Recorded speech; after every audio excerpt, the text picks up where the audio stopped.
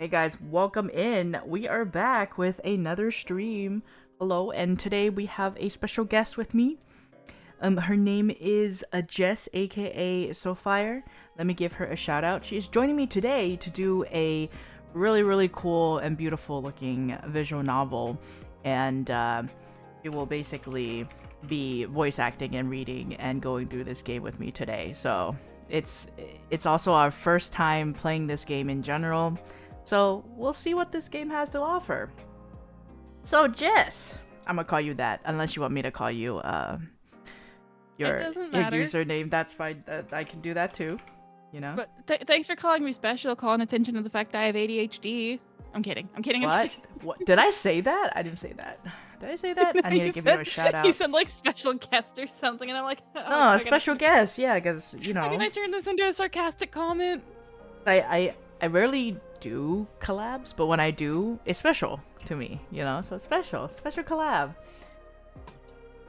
So, you wanna, you know, like, let people know who you are and what kind of stream you do or what kind of content you do?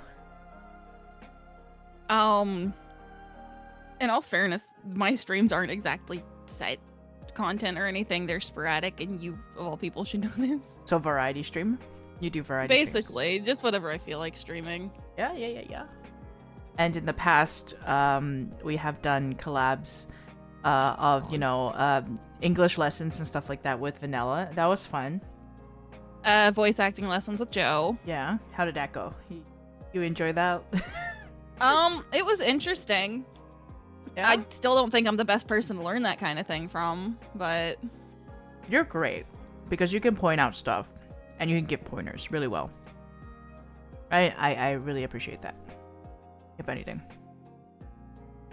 So today, we're playing a game by, publisher is by 2.5 Studios, and the developer is Ebihime, and their game is called Cage of Roses.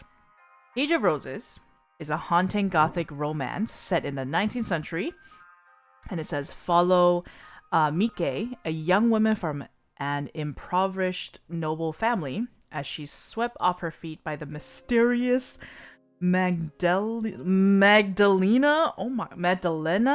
a vampire who possesses a dark secret. So we're gonna have some gothic vampire love up in here. It's gonna be a girl's love. And I'm very excited because the art is so pretty. It's so beautiful. And it's gonna be our first look, basically, right? mm-hmm. What do you think of this visual novel when you first saw it on Steam? In all fairness, Is it your type of like visual novel or like? the art style is not the kind that I'd lean towards more often than not. Mainly because I'm really picky about visuals for myself. Mm-hmm. Since a lot of the time, the art is half the reason that it can pull your attention. And the kind of art that I prefer isn't along the lines. Like, it is amazing art. It is stunning. It's just not up my alley. Oh, so yeah. So as you can tell, I It's forced a bit more Jess to Victorian-esque. yeah, I forced Jess to play this game with me because I wanted to play. I think to force me, right? I forced you because you know.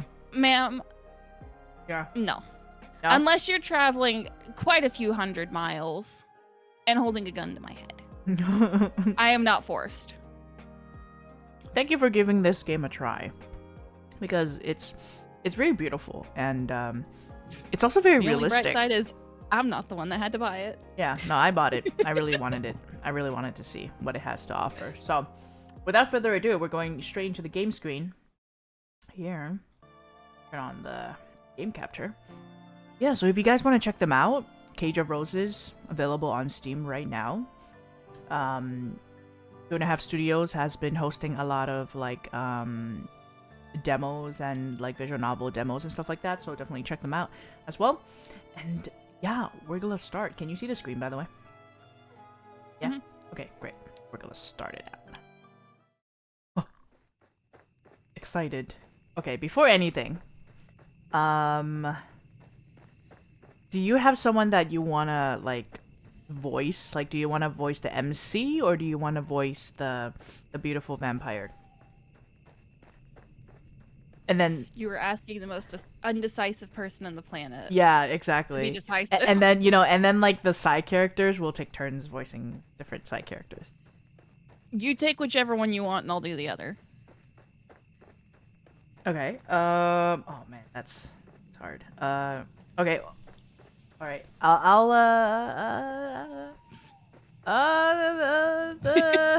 Dang it! I'm also very indecisive. We haven't talked about this before we started. You know what? I'm just go with the MC. You want to be the beautiful vampire then? Sure. Yeah. Okay. Do you wanna be the maid first, and then I'll do the other side character, and then we'll just like take turns doing like different ones, basically. That way we have like a contrast. Okay. Yeah. I'm awkward and bad with these kind of things in Ah, you're doing general. great. You're doing great.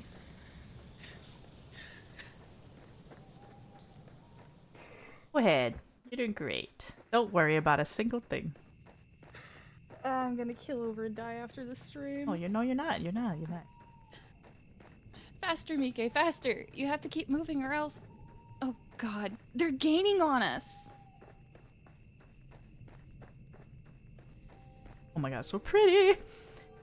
Mike ran through the Narration. forest as quickly as her legs would carry her, which, given how exhausted she felt, was not very. She tried to obey Henny's orders, fearful both of letting her friend down and of the shadowy figure who pursued them, but her body refused to listen. Her legs felt numb and insensible, as unfeeling as marble, but far, far weaker. It was through nothing save sheer force of will that she was able to keep going, for all her strength had already abandoned her. Though Mike continued to run, staggering blindly through the fog, she feared it was already a lost cause. She was but a young woman, slender and, while not very short, quite unaccustomed to exerting herself.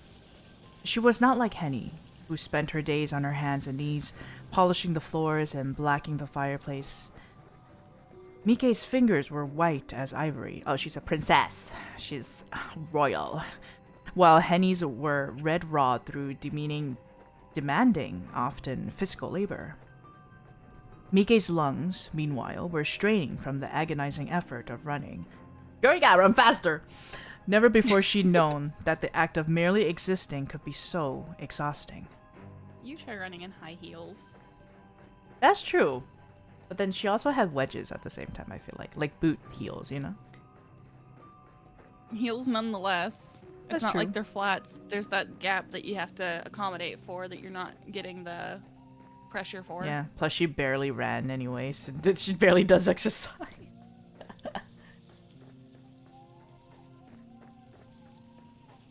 Go ahead. Hold on. Oh, take your time. Mike, please. You need to hurry. Quickly, Mike. Is it your kitty? Yeah, she'd be a bit of a chaotic gremlin. Uh-oh. It's okay, it's normal. Henny reached back to take hold of Mike's hand, her coarse, short fingernails digging into Mike's palm. Henny was gripping so tightly it hurt. Wait, hold on. I need a burp. Okay. But Mike knew, should she lag behind, she would find herself in far greater pain than this. Mike recalled how her father had looked back in their carriage, his eyes wide and his face unusually pale. Mike had never seen her father look so scared before. He was a tall, imposing figure of a man, dashing even in his early 50s, who was accustomed to issuing orders, not receiving them. Mike had thought her father immovable, much like the oak tree which shielded her family's mausoleum, a tree which had stood there for longer than the crypt itself. To Mike, her father had seemed like a force of nature, one which was impossible to argue with or get the better of. This supposition had been turned on its head earlier that night. However, in a mere handful of minutes, for all of his bluster, Mike's father was only human. He was made of flesh and blood just like Mike, and when cut, he bled. Okay, question. Do you want to do more of like the narrating, or do you want to do more of the voice acting? probably the narration would be better. I had a feeling Mainly because you because do of the big you do words. yeah, you do narration a lot. Okay, so what about this? You do the narration, and then I'm still going to voice act the MC and Henny, and then you can voice act the other ones too. Yeah? Okay. Okay. I do have a question for you though. Go ahead. Did you really pronounce carriage? Carrie, don't worry about it. Don't worry, just let it go. Just let it go. This is why I'm No, like, yeah, I think I should let you read it, and then we'll call it. So Yeah. what I'm understanding now is you need another English lesson, and you need What? one Okay. on pronunciations Here's of the thing. words and how to use them. Here's the thing. Here's how it goes through my mind. Okay. Sometimes I gotta. Oh hey, Weeping, thank you for the care package. Weeping says hydrate and stretch for both of us. Okay, so sometimes my brain So I'm not goes allowed to faster drink than I read. Got Like it. I would speak too fast, and then I wouldn't I wouldn't be able to go through the words that quickly in my head without, you know what I mean. But yeah, that's why. Yeah, here you can do the narration. You get another redeem. Yeah. What's that? Oh, that should go off as a sound alert. Is it not going off? Oh, come on. Hold on. I do have the tab muted on my side, so that might be why. That Let's way it's see. not echoing on my earbud or headphones. Let me try this one. There you go. There you go. It's working. Okay. Hey, Weeping. Wait, I need to hydrate real quick. Okay. I have an idea. Okay, so you want me to start with the I'll take narration those now? eyes of Yes, yours. please. So now He you had bled a only lot, have to in look fact. All at over the me. plush, upholstered seats of their carriage and onto the floor. Ah, much better. Better than me. His fine clothes had been stained black with the stuff, and the air had stunk of it, sharp and metallic. Little. Mike could smell her father's blood on her, even now. As she and Henny raced through the forest, she couldn't forget it, however much she wished to. Oh, if only the events of that night had been nothing more than a bad dream. If only. Mike wished that the fog would clear and she would awake, her eyelids fluttering, to discover herself sitting once more in her bed. In her home, the room flooded with pale sunlight. Mike! But Mike's surroundings did not shift. The trees continued to press in about her, as though they meant to eat her alive. Their shadowy pursuers were beginning to close in on them. That looks like an Inquisition outfit. Right? Mike knew she had no hope of outrunning them. She was flagging, her heart hammering in the base of her throat. Look at how close he is to her, though. He could easily That get to her. lantern is so ominous. I know. It's like red. Orange. It's the color of blood. Yeah. What would happen when Mike was not so optimistic to hope for an if they caught her? What would they do to Henny? The thought was almost more than Mike could bear. It had been bad enough to lose her parents, but to lose Henny too? Why, she had done nothing wrong. Unlike Mike, Henny was no lady. She was just a maid. She was only being targeted because of her relationship to Mike and her family. Had Henny been traveling alone, she would have passed through the forest quite unscathed. It wasn't as though Henny had any valuables on her person that were worth the effort of pilfering. This is why, like, your narration is so nice. I can listen to it all day. It's like ASMR. I need to get back into doing my recordings for YouTube. You should. I need to get back into doing my story recordings. It's Oh, just yeah. all the hecticness with moving shifts and stuff Right. at work. It's been... When you're more stable again, you should totally do Yeah. that. Yeah. Henny. Oh, sorry, though. I'm going too fast. Mike appealed to her maid between sharp gasps of air, which pierced her lungs as keenly as knitting needles. Lulu, welcome in. Good day, Choco, or good morning, as you probably slept all day. No, I slept early at 5 a.m. Woke up at a decent time. Had 6 hours of sleep. Early at 5 a.m. Yeah, totally. Oh yes, this is Souifyre, my longtime friend here, and Hello. she does like variety streams and things like that. And wow, we know each Story other reading. for a long time. Yeah, she does story reading, Oh. narration, stuff like that. So that's why I'm making her Let's read see. a visual novel right now. I met you, 6 months after I turned 16? And I'll be turning 29 We were in our in younger like days. 4 months. hmm So about 13 years. We known each other for so long. Mm-hmm. That through a mutual, you know. Yeah. This is Ulu. I mean, hello. Also, I've already finished this one. Oh yes. I'm ever so slightly sipping moonshine in between. Please, let go. Leave me be. I'm just slowing you down. I don't care. I'm not leaving you behind. I don't know what kind of voice to give her, but I'm giving her that. But there aren't any buts. I told you I won't leave you. Now let's keep running. In the 2010s, absolutely. In all fairness, I met Choco through another friend's stream Yeah, like a when they were mutual- playing League. Yeah. Oh my god, it started with League of Legends. Yep, it started with you ending up in a queue with them, Yeah. and then spiraled from there. Yep. Boundary, welcome in. It's nice to see you. Hello. Yeah. Mike we've wanted to been on. run. Oh, sorry. You're Go good. ahead. You're good. Go ahead and finish your statement. Oh, okay, go ahead.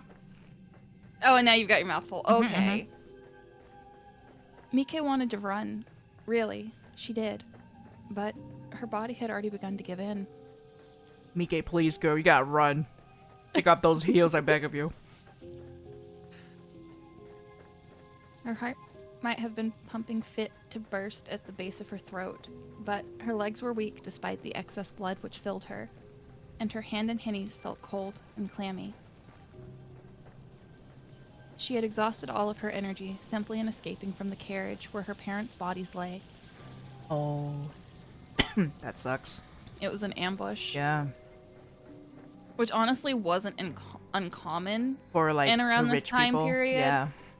Yeah, because Or royals. a lot of more common people would blame any of the nobles or any of the Yes, rich for anything. or the like for anything. Mhm. Like, okay, there's a shortage of food in this part of town. Well, obviously it's the nobles' fault. They're hoarding the food. They're not sharing. They're not doing this. They're doing parties. They're not, buying all the stuff. Parties themselves were a form of socializing for them, making connections, getting information, and things like that. They think because they partied too much that they took all their food too. Yeah. So. Now, some people would do it just as a form of For me. Thank you for the bits, sweet bits. expressing their, Yes. that's the word I'm looking for, their wealth. Oh yeah. But a lot of them were used for things like charities and the stuff too. So, yes, not all of them were good, but it was a big part of society back then. Yeah. And Yeah. it was where a line was drawn, and that was something that was really hard for any kind of understanding under the... Mm-hmm. Now, she would die, only a few hundred paces away from their final resting place.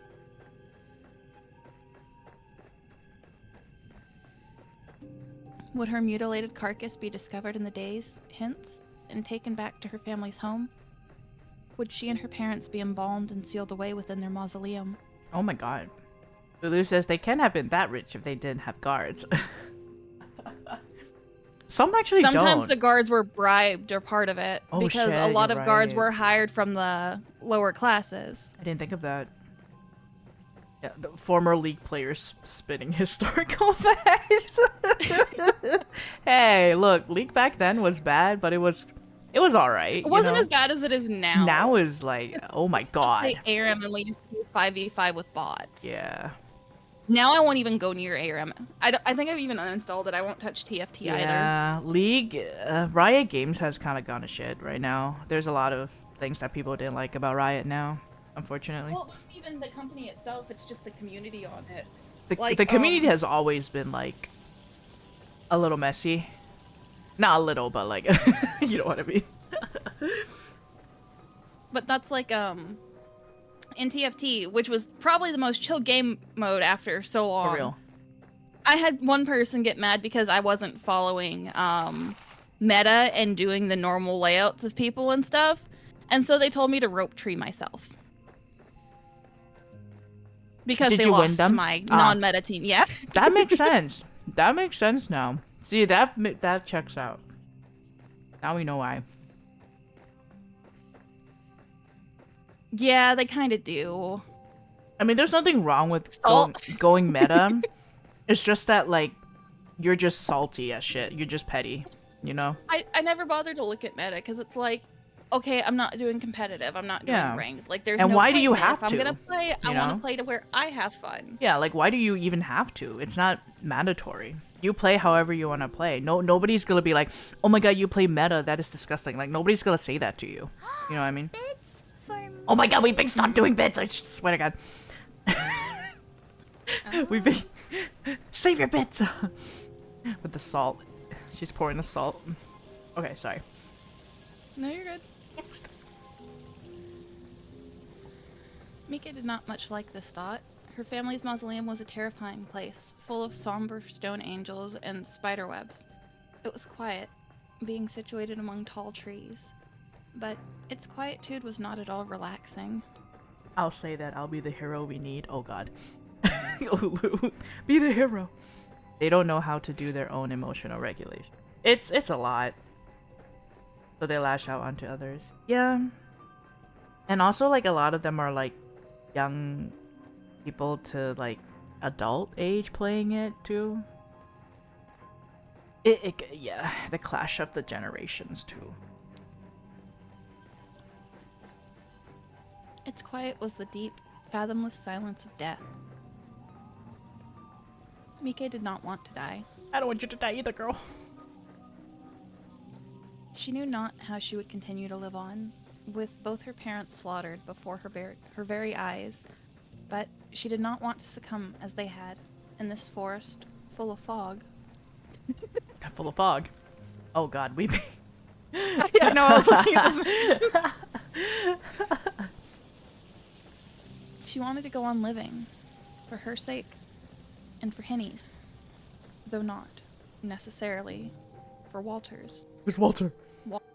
I wonder if that's like a cousin or an uncle. Walter. Uncle Walter? No, you're good, Weeping, you're good. God, they're getting closer. We need to keep running. Come on, Mike. But, like the guttering flame of a candle, the last of her energy had been expended. No, girl. Mike's foot caught in a tangled tree root, which jutted from the ground like a bear trap, and she fell. Yeah, one job. It's one job. Just to run. Well, she did run. You never said she couldn't trip. Yeah, you're right, you're right. Didn't think she would trip, but of course she would, right? Of course. Her hand, which was slick with sweat, slipped from Henny's. She reached out, searching for her loyal maid through the fog, but to little avail. Mike! Mike. Sorry, I had to do it because echoed. Henny's voice echoed in Mike's ears, shrill and frantic. Mike's heart juttered in her chest, hard, as though meaning to stop altogether. But it did little good. Survival of the fittest. I was gonna say, I hate to say it, but based on the drawing, Henny does not look the fittest, but she is definitely the luckiest. Cause she does more like physical activities compared to Mike, you know? So Well- Mike can't really run because she barely does physical activities. You need to understand, she may not do much for physical activity, but those dresses, the way Oh, they're they're set up and everything, heavy. weigh a Yeah. ton. So she technically does have the strength. But the dress is probably weighing her down. Too. Like...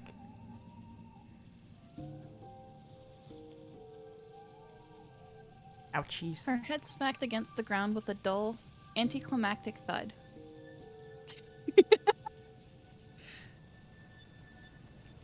They're probably expecting like a big bang, but no, it's like an anticlimactic thud.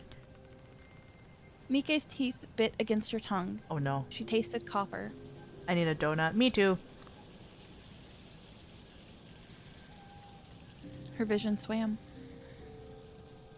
Oh god, I literally just put a cracker in my mouth. Perfect timing. Mm-hmm. Mike, oh my... Oh god. Mike, get up, please. Get up.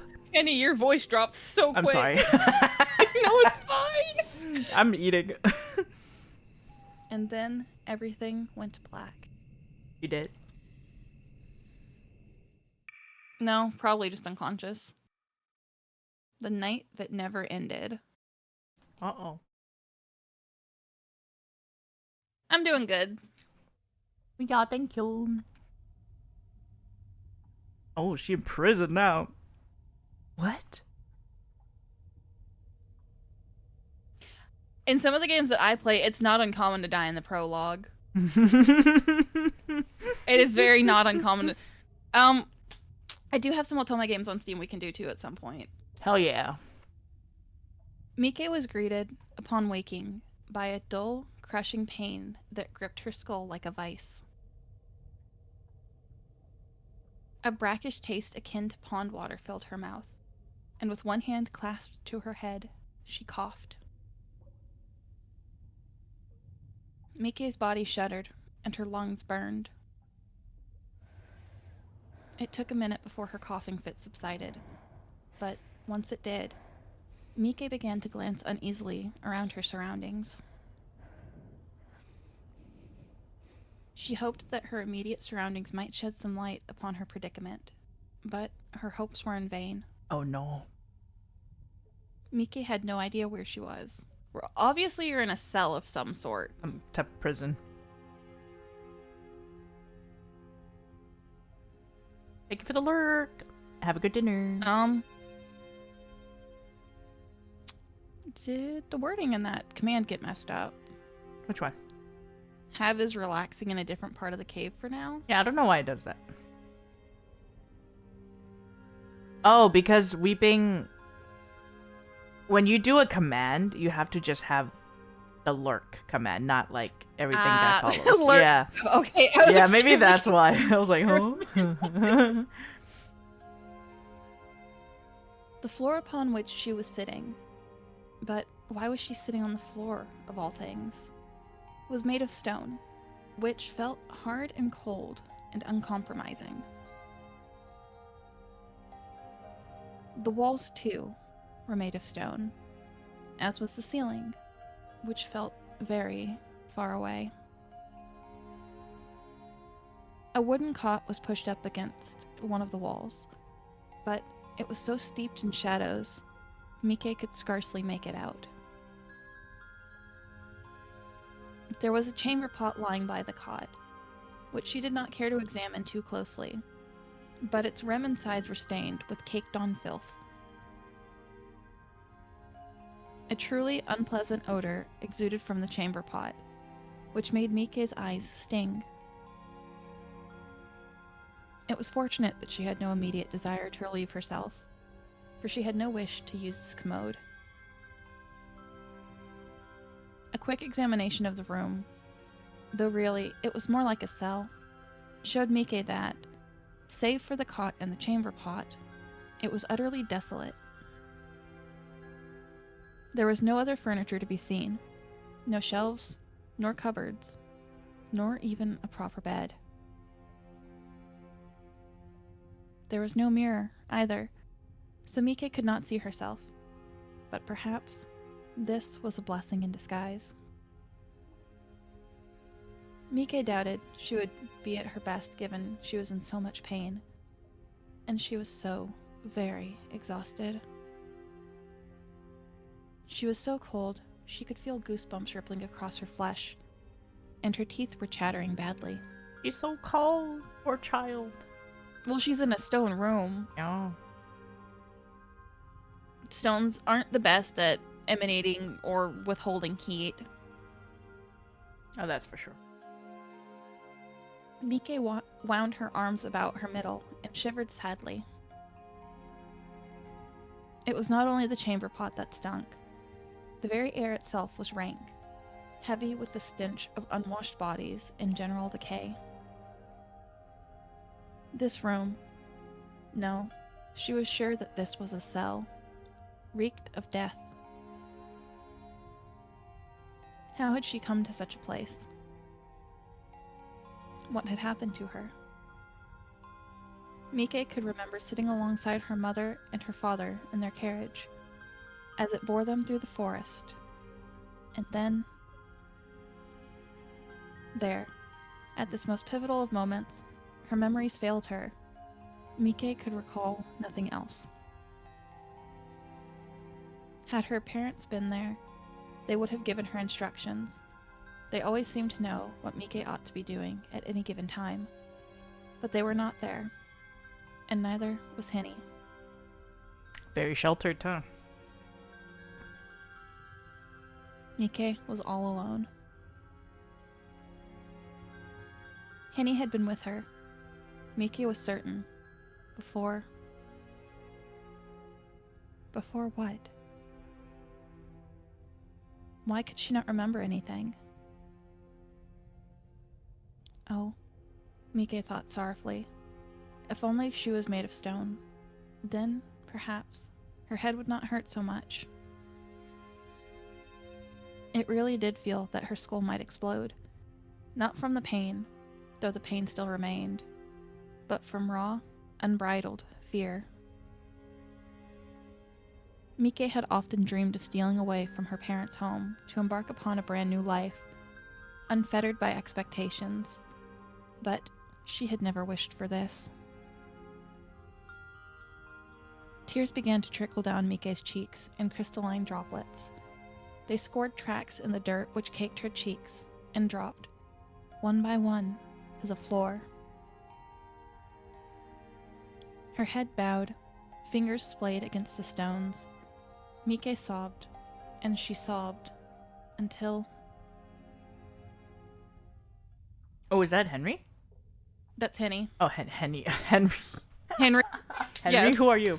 Her voice did drop. What? What's going on?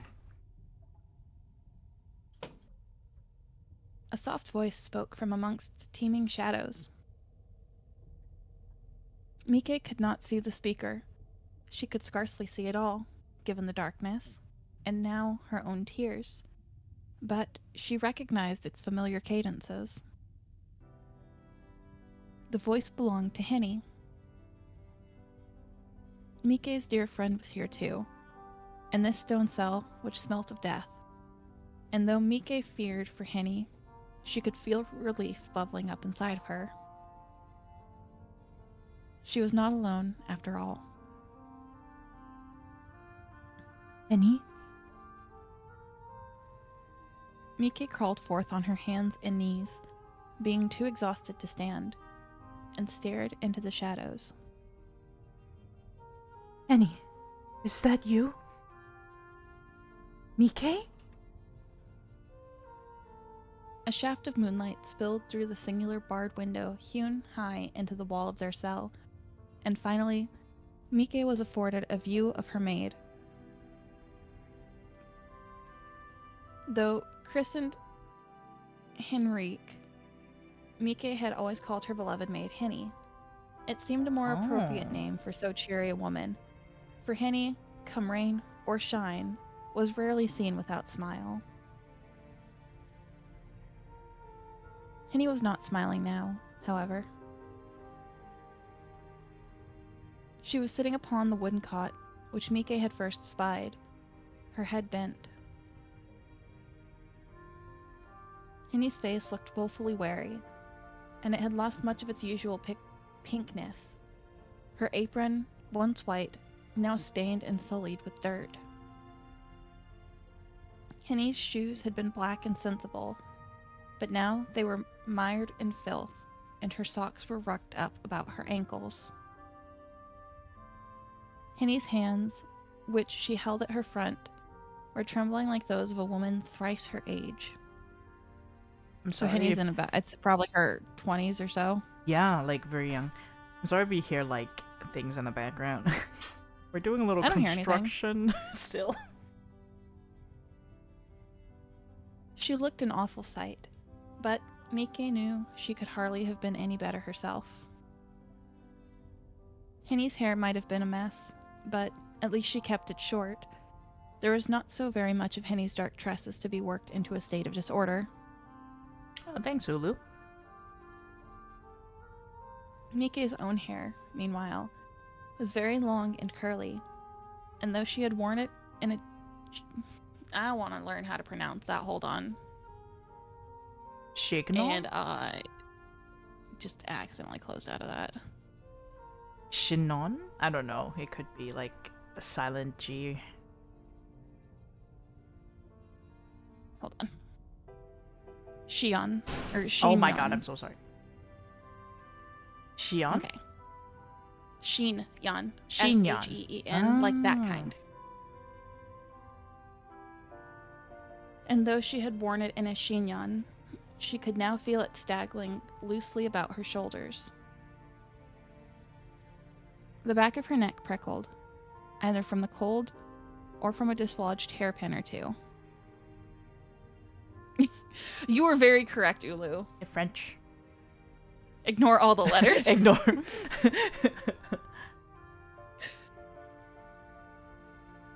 Perhaps that was why Henny stared at Mike so. Once she had regained her own sense of equilibrium, as though she had seen a ghost. My god! Mike! What did I give her such a high thing? Oh! I'm just kidding. You're going full Mickey Mouse with the maid, huh? My god, Mike! I will never. Sorry, I'll never do it again. I'm sorry. Henny looked so alarmed, Mike felt almost ashamed. Mike was no stranger to shame. She felt it frequently, in fact, when she was with her mother, but it rarely raised its ugly head in Henny's presence. Since Mike's girlhood, Henny had been her one staunch, steadfast companion. She was the only person Mike knew who took Mike for who she was, rather than wishing, often aloud to her face, that she could be more appreciative, more amenable, more effusive, more like a lady, and less like herself. Henny didn't want Mike to be more. She only wanted Mike to be Mike. Did that mean, then, that Mike did not look like Mike in that moment? But who else did she resemble, if not herself? You want to take a bit of a drink? To hydrate yourself? You good? Yeah. Okay. Feel free. Feel free what? Feel free to drink. I've been slowly, like, sipping my soda. Oh, okay, good. I just want to make sure you're hydrated, because you're reading a lot. I'm not gonna sit and read a lot without a drink. Trust me, I've done that before for like a 30-minute recording session. Not happening. What happened to her? Dang it, why is it always when I put something in my mouth?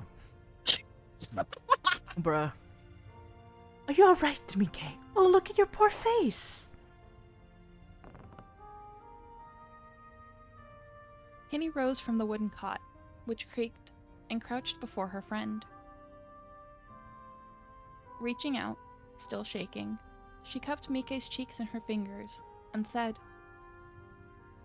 You're bleeding. No shit. I am?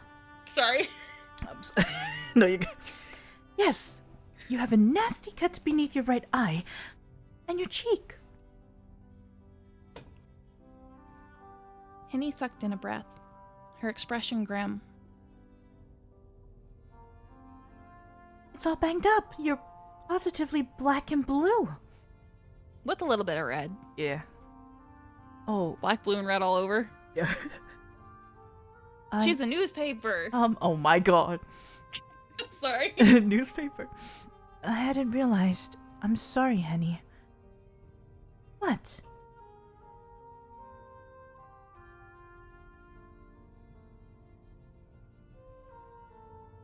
Henny, who had procured a handkerchief from her skirt pocket, it, fortunately, wasn't dirty, paused in her dabbing at Mike's face to look at her with bemusement. Why are you apologizing to me, you daft goose? You've done nothing to feel sorry for. I don't know. I'm just sorry for making you worry, I suppose. Oh, think not of it. It's my job to worry about you. I'm your maid, remember? I really don't know what kind of voice I want to give her. Well, of course, I remember that much. My thoughts might be in a state of disarray for the present, but I would never forget you. You are much more than my maid, Henny. You're my friend. You're my friend too. My dearest friend. And I could very well say the same about you. That's why it hurts seeing you in such a frightful state. Do I look so very bad? Well now. You did take a decent spill after tripping. Yeah, I tripped. She tripped. Henny scanned Mike's face, her brown eyes now bright with mischief. That depends on how honest you want me to be. Oh dear. Do I look as bad as all that? You certainly looked better. Your face is as banged up as a windpipe apple. Windfall apple? The fuck? Did I read that wrong? Hold on. I didn't pay attention. Yeah, windfall apple. I said windpipe apple. Good job. Yeah. An apple? Mike shook her head in wonderment. I only hope that the apple isn't riddled with worms. I don't think you're anything to worry about on that score, at least. Well, that is a relief. I suppose things could always be worse. Right you are. That's the spirit. You're still alive, and so am I. We're together. That ought to count for something. Although...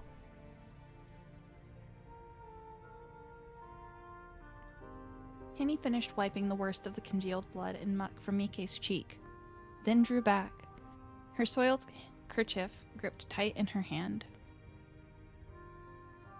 Her expression newly dour, she said after a moment's pause.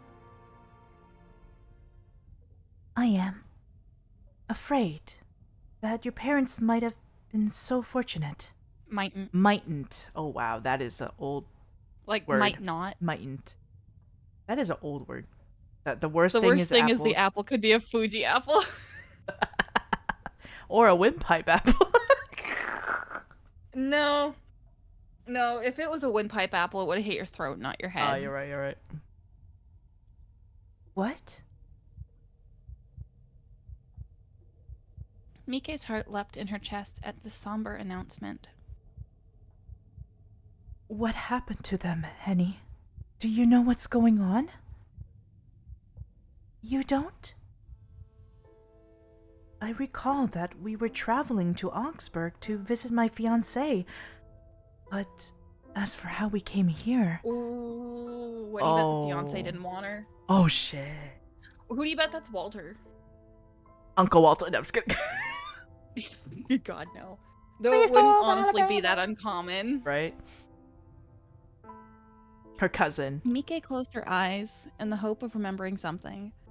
But, again, nothing came. Walter.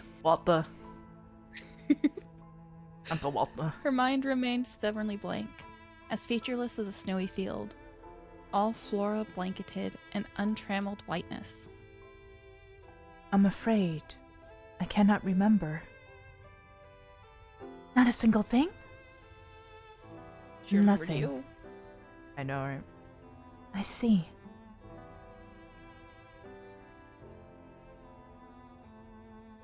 Henny grit her teeth together for a few moments, her eyes dark. She seemed to be weighing up her words, as a baker might measure out flour and sugar, before speaking. I like that comparison. That's a really nice phrase. Weighing out the meat you want to cut. Yeah. That's not a surprise, I suppose. You hit your head pretty hard back there. It might be for the best that you can't remember all of the gory details. I wish I could forget what happened myself, but... Henny's voice trailed away as, awkwardly, she gripped her kerchief. That kerchief had been the only clean thing in Mike and Henny's cell, but now it, too, was ruined, streaked with brown and red. How deep was the cut that Mike had sustained, and how much had she bled? This, too, remained a mystery. Mike did not know. There is a plane coming over my house. Hold on. Don't hear it. Okay, good. There seemed much, all of a sudden, she was ignorant of. She felt so very unworldly. She might as well have been a little girl again, enthused after she had successfully stolen the key to her family's mausoleum. Mike had not known, as she stood in the chill entrance of the mausoleum, that she was about to lower herself into a subterranean world of death and decay, though part of her had wondered. What if her fiancé wants the mausoleum? The mausoleum itself is just a place for coffins to be put in, for family members to be placed. It was a resting place for those of nobles. Yeah. Basically, it was like being buried in the cemetery, except you had a dedicated space for the family members to be put. Yeah, like a instead very of different fancy, like... kind of like the pyramids in Egypt Yeah, for the yeah, kings. Yeah.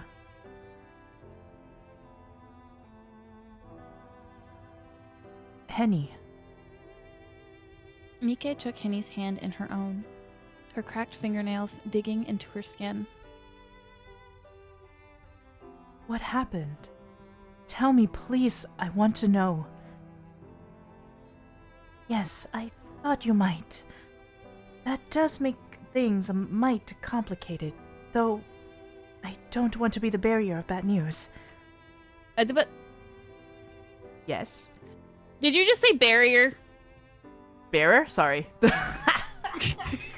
Bearer, my bad. I didn't pay attention. Do not bury the bad news. Lamau, do not bury the bad news. Just promise you won't take against me for what I'm about to tell you. I've gone through a lot tonight already, and that would be the straw to break the camel's back. Henny, please. You should know that this is a trivial concern. I'm fully aware that none of this is your fault. You have only ever sought to protect me. I have no better friend than you. Not. I'll be right back. Okay. Sorry. Should I wait for you? I'll wait for you. Not in all the world. Alright, I'm gonna wait. I'm gonna wait for just a little bit. Oh, perfect. There is kind of like an incoming ad in a minute. New Orleans has a lot of mausoleums because cemeteries don't work well in their climate. Oh. Yeah. Yeah, I can imagine.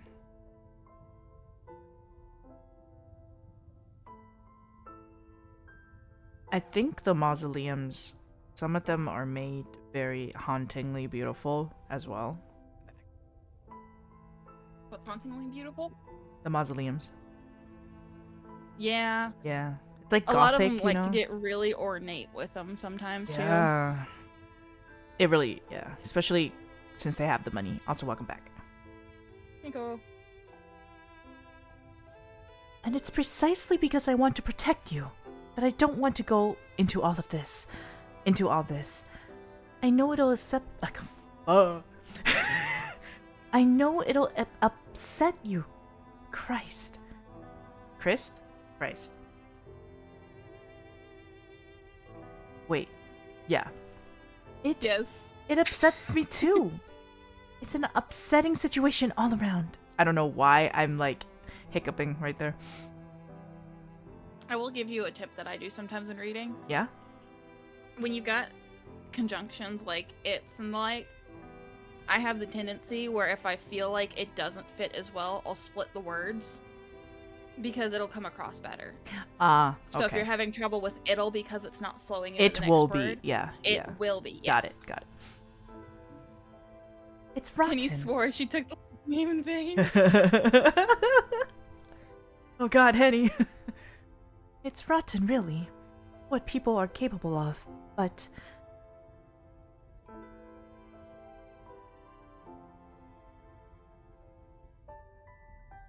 Henny paused. She sucked in a breath. Then, in a calmer tone, she said, Just... how much do you want to know? all the details. Damn. How much is there to know? Oh no. Oh, I remember everything. I'll always remember tonight. I expect it made quite the impression. Horrible things always do. Oh dear. Are things truly that dire? They're pretty bad. Yes. Give me an abridged account, then. I've no need to you hear never want to go to everything. the abridged version. No, not the abridged version. Let's not sorry. let's not forget the abridged versions of things. Oh God. Right you are.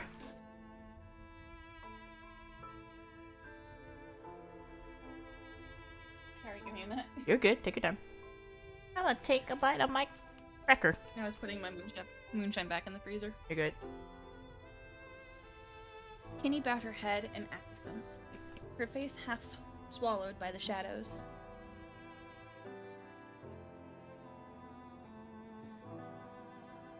The beam of light, which had penetrated their drab cell, had long since been extinguished. The moon obscured beneath the rolling fog. It was so cold in their cell, Mike could not cease her shivers. Even her teeth felt cold, like shards of ice implanted into her gums. Henny's proximity served as something of a comfort, but it could not rid Mike of her trepidation. Wow, big words. She knew. Big word. Big words. Oh, my head. Gum pain? She should floss more.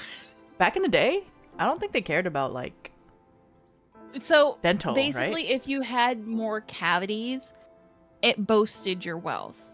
Because nobles and the rich were the only ones that could afford things like sugar. Ah, that makes sense. She knew. Once Henny relayed the past events to her, her life would no longer be the same. Everything would change.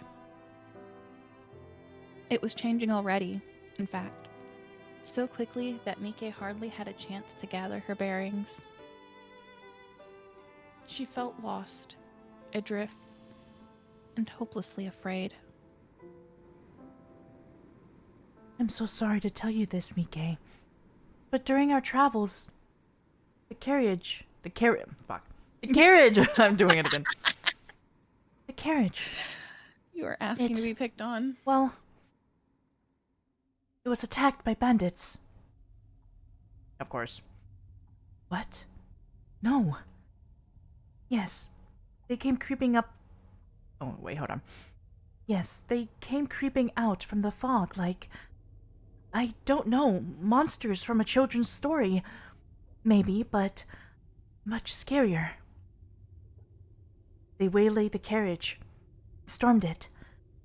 They drew out their daggers and threatened your father, and when he refused to comply, well... Henny's expression twisted. Stabbed him. What? Mike stared. Children's stories She are had messed up. expected as much before Henny began her gruesome tale, but the news still shook her. Man, these children's Sorry, I was laughing because I saw No, that. here's the thing. If you think these children's stories are messed up, go read the original Brothers Grimm. Oh god, I love those though. Yes, but they were used as children's tales. As a child, I would have thrived. I'm just kidding.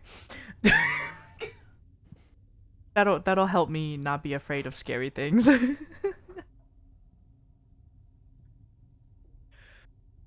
That's just how Germans are. Oh god. Evidently, she had not been half so prepared to hear the worst as she had imagined. Oh god. Not my papa. My poor papa. Don't tell me he didn't. I'm sorry, but... Henny sniffed. Oh. It's as you're probably suspecting. Oh, she's crying. I know. His wound was a deep one, and he died. Dead? My papa? Dead? Dead as a doornail, I'm afraid. God damn it, Eddie. Do that! Jesus Christ. Eddie, please. Okay. I didn't hang around to see what happened like, but... Well... It was all over so quickly, I don't think he suffered, at least. My mama? What of her? Don't tell me she also...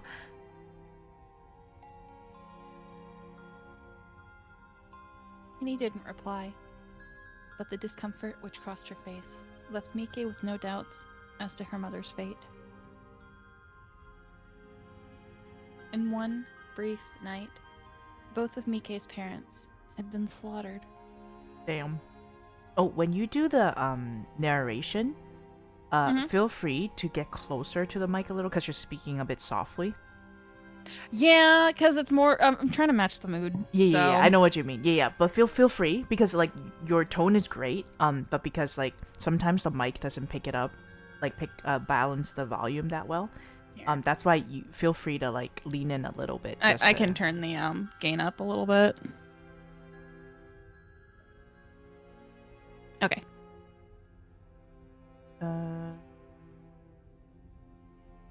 Okay. Let's try that. Now, she was an orphan. And what of us, Henny? How did we escape? I find it hard to believe the bandits would just let us go. Well, I'm sure we would have joined your parents if we still sat still. Like good little girls. But I didn't want to do that. An adult can technically be an orphan. But depending on... did it say what Mike's age was in the description at all? Hold on. Hold on. Let me check. It just says a young woman. I'm guessing maybe she could be 16, 17. Exactly, yeah. Because in the Victorian era, by technicality, adults came to be of age, or at least women came to be of age at the age of like 14 or 15. Yeah. While men came to be of age at 21. Well, 18 to 21, somewhere in there. And so long as the woman wasn't fully wedded or away, she still counted as a child to a degree in the parents' household. So even though she was an adult, she was an unwedded woman, and so she was under her parents' control. She was under their choices and things like that until she wedded out, when she was considered no longer part of the family because she had wedded into another. Makes sense. Sorry, I have a lot of No, this is good knowledge stuff because I'm looking for. we needed that to clarify some stuff. You know, like it's good that we're like discussing about it because it's interesting. Yeah, because back then, once they turned 15, they could start looking for Suitors. a partner. Yep. And usually those suitors were anywhere from 5 or 6 years up to about 9 to 12 years older than them. Because when females were considered mature at 15, that was not when men were considered mature, since women do mature faster. So that was their way to do so. It's like, okay, so you're not going to marry this 15-year-old to another 15-year-old because that 15-year-old's not fully matured. Yeah. 14 or 15. Sometimes I think in ancient times in some places in Asia. Oh yeah. I think they got married as young as like 12 or 13, depending. It's a different time, so it's very Yeah. That's but why yeah, it's a since little she different. wasn't fully married to her fiance, and some people, I know a lot of the balls and stuff that they used to have too, were to make those connections, were to find the suitors or form connections for engagements and the like. But there were also predetermined ones where, like, this Baron family has a territory that's neighboring this, say, Count's family, or potentially a higher one, like a Marchin or the like, and they're like, well, we'll have this marriage alliance, and say even though it's to a higher nobility class, but say the higher class was on the downfall, and this Baron family had a bunch of successful businesses, they had all this money, they'd make that arrangement saying, well, if you let our daughter marry into the higher class, we'll take care of your debt. We'll pay off your debt. We'll take care of this. We'll take care of that. We'll make sure that your family's boosted up to where it used to be. But we get all of this benefit in return. Yeah. Exactly. Yep. They have their ways, you know. Alright. I'm gonna continue. Okay. I took your hand while they were busy with your mother, and we ran away. We fled through the woods, but the bandits took chase pretty damn... Sorry. Darn quick. It was very dark, and the fog was thick, and I could hardly see what was happening. At one point, you tripped and you fell. That's how you got that nasty cut on your poor forehead, and I was dragged down with you. I can swear to Kenny. Henny, please. We lay there on the ground, in the dirt, while the bandits trampled about looking for us. I figured we were both a couple of goners. I started to say my prayers to the Lord Almighty. But then... My ADHD starting to act up. I read that as gooners. Oh my god. I know what you mean though, because in my mind, I was like, We survived. Yes.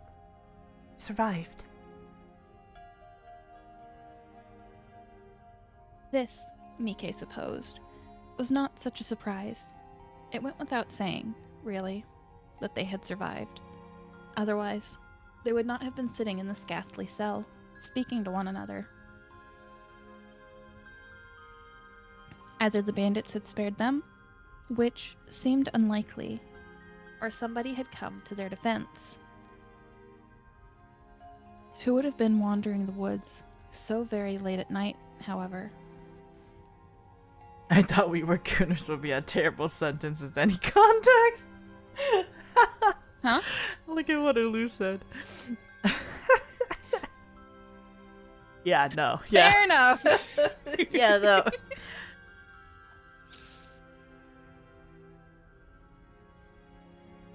Mike could hardly credit it. Their escape must have been the stuff that fantasies were made of. Do you know how we escaped, Henny? I know what my eyes saw. But if my eyes can be trusted or not, Well, Ooh. that's another matter altogether. I think I might have bumped my head myself. It was so peculiar. Are we about to have a Beauty and the Beast situation? I feel like maybe, but Beauty and the Vampire. At the time, it seemed like a miracle. But Beauty and the looking Beauty. back on it, that ain't the right word. Miracle suggests God and all his angels, but there was not holy about this. It was a not. Nout. Oh, wow. Ancient words. It's a different way to say, like, nothing. Nothing, yeah. It was a right proper mess. Really, a total bloodbath. Blood? Yes, there was blood, and lots of it. It's hard for me to explain, but all I know is one moment we were sprawled upon the dirt, you unconscious, I half out of my mind with fright as the bandits approached. And the next, they were gone. Gone? But where and how? Did they run away? Not necessarily. Not of their own free will. The fog parted, you see. And then this figure. This woman. She appeared so quick, it was like she sprung up from the earth. Oh my god, it was her resting place, and she's like, who the fuck just bothered my fucking nap? Or she was hunting. Oh, that too. She wasn't very tall. I don't think she was, at least. And she was very skinny. But the way she looked, the way she moved, there was something unnatural about her. She's just a mannequin. Didn't get, yeah, it's a stick. I didn't Mary, get a that's the very word good I'm look looking for. at what happened next. But I saw her go after those bandits. I think there were at least 4 of them. But that woman soon took care of them. She had a good meal last night. Mm-hmm. There was so much blood and a lot of mud. It stunk to high heaven. It did. Brought tears to my eyes. That woman, though, the woman in white, she didn't seem fussed at all. She stood there when she had finished, beneath the moon, like nothing had happened. And then... Henny pressed her fingers to her brow and, overwhelmed, shook her head. I don't remember anything after that. I think I must have fainted. When I finally woke up, I found myself here. It was your crying that woke me up. Wow, blame the victim. Yeah, right. Yeah, you know, Sorry. it was just you crying. You know, I was trying to rest, but you know, I've never been able to rest easy while you're in tears, Mika. Yeah, so yeah, sure. Yes, I know. You've always been so good and so kind. Thank you, Henny.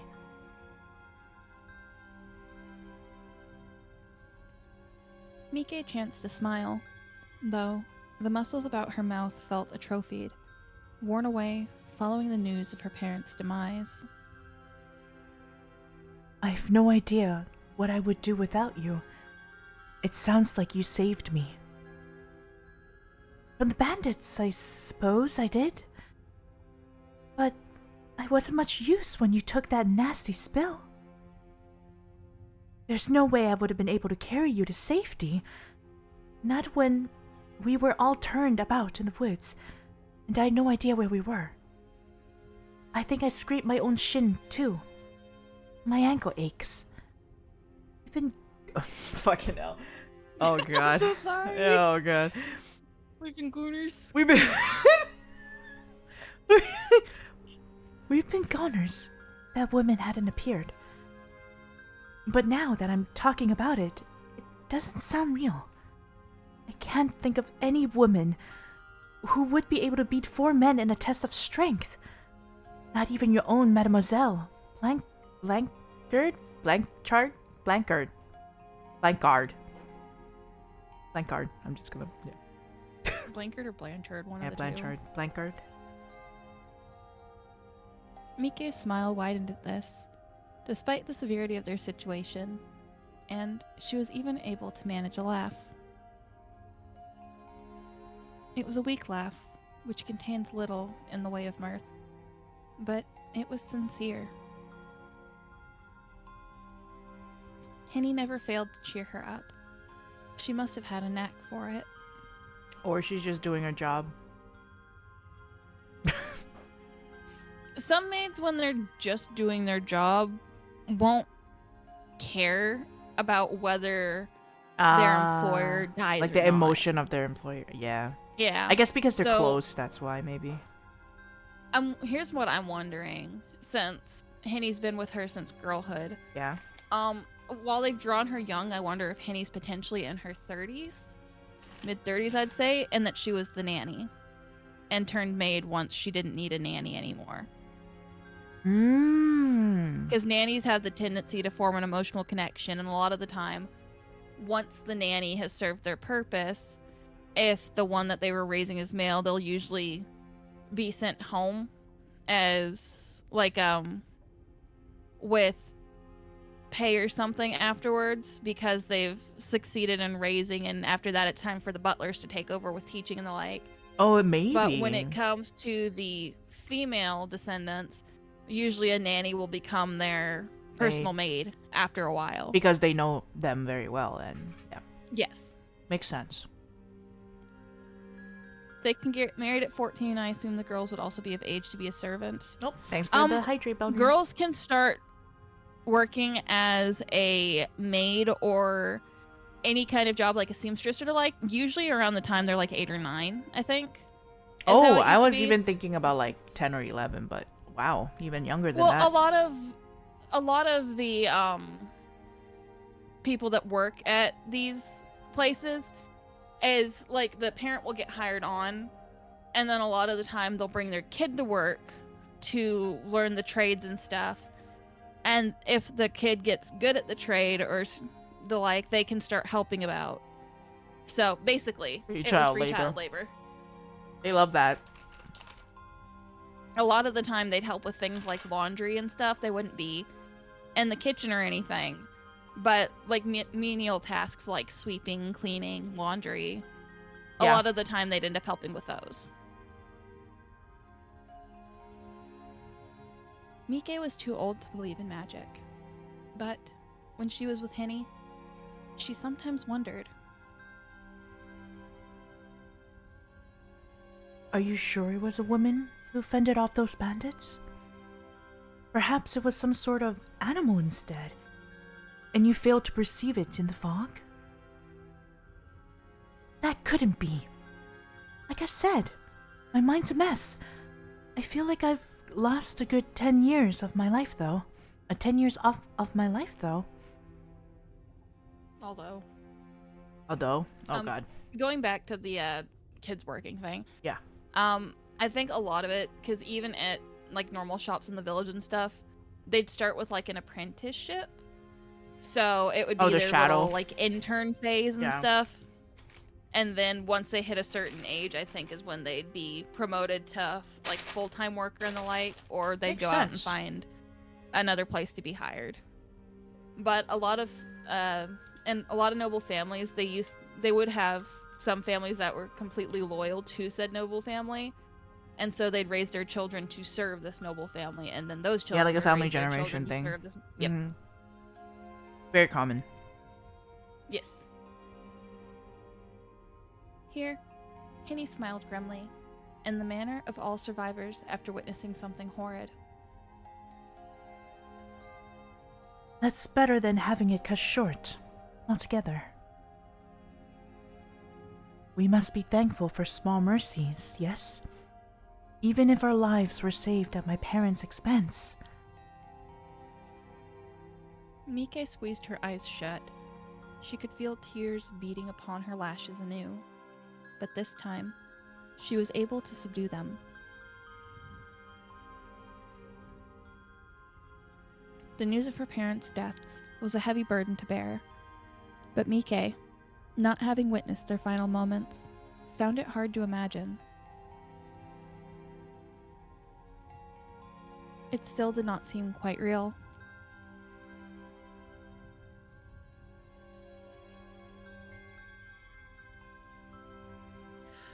Depressing news. A 9-year-old 500 years ago had internships lined up while you're eating animal crackers and watching Toonami. Oh my god. It really be like that. The shock of it all, perhaps, had blunted her senses. It would take a while for her parents' passing to truly register. When it did, however, Mike did not doubt the tears would come, thicker and faster than before. It had not always been so, but her childhood misadventures in her family's crypt had left her something of a crybaby.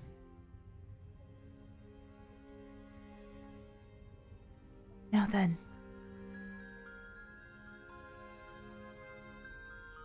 Mike inhaled, then glanced about. Where do you suppose we are? And how do you suppose we got here? That's a good question. I've been wondering that myself. It's not the nicest of days, is it? Not particularly, no. It's awful drab. And it's damp too. I'm freezing. You poor thing.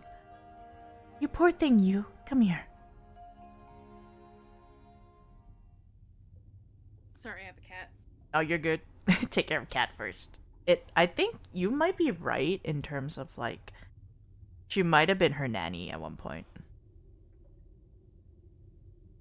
Well, She's- no maid is going to be that good at knowing how to take care of a person or that close Yeah. to them in terms of nicknames and stuff. She's very nurturing, unless they've too. been with them for a while. Mm-hmm. Hi, Coco. Yeah, you can go to sleep. You're okay. Be on your lap. She is on my lap. Yo. She's about to run chaos, though, because she's got her energy back from napping a bit ago, and she's like, no, where can I make noise? Oh, God. Henny shifted closer to Mike, then drew her arms about her, holding her close. She then glanced about. Both maid and mistress squinted into the shadows, as though they might unearth some secret way of escaping. A trapdoor, perhaps. Or a hidden passageway. But, to Mike's disappointment, she found the cell quite unchanged. It was every bit as sparse as she recalled. The shadows did little to mask this fact, and still, it stank. Goodness me, it's not much to look at, is it? We might as well be in a prison cell. Yeah. I think that might be what this is. An underground cell. Henny drew back from Mike, her legs crossed beneath her upon the stone floor, and frowned. I reckon you're right. Okay. Captain Obvious! Right. I wonder who brought us here. You and me both. Beauty and the Beauty. Beauty and the Beauty. It was nice of our mysterious benefactor, or benefactress, to rescue us, though they can't be all that kind if they're going to let us suffer in here. You'd think they could at least have put us up in a nicer room. Look, you're just spare food. Exactly. They don't know that, though. I'm not expecting first-class accommodations, but you deserve better than this, Mike. I can see how they got ambushed. Maybe the slowness is genetic and the father didn't realize it's a robbery and tried talking to the bandits. Oh, it might be that. Oh. Well, considering Henny said that he refused their demands, it was probably just a thing of pride. Yeah, Nobles are bad about that. they are. They were probably trying to get some kind of information or some kind of ransom. And once refused, they'll just kill him. a lot of the bandits were in places like that where they could ambush easily. And even if they did get what they demanded, they'd often kill the people afterwards just to make sure that they weren't easy to track. It was their way of making their livelihood. Traveling is dangerous. Even more so than when you're having to ride a carriage through mountains. Exactly. And there's people up on the cliff like, okay, that one. Yeah. Fair enough.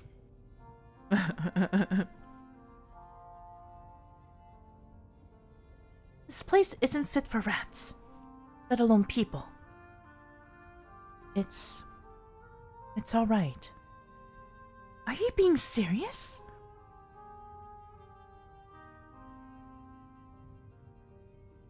Henny raised an eyebrow, while Mike smiled.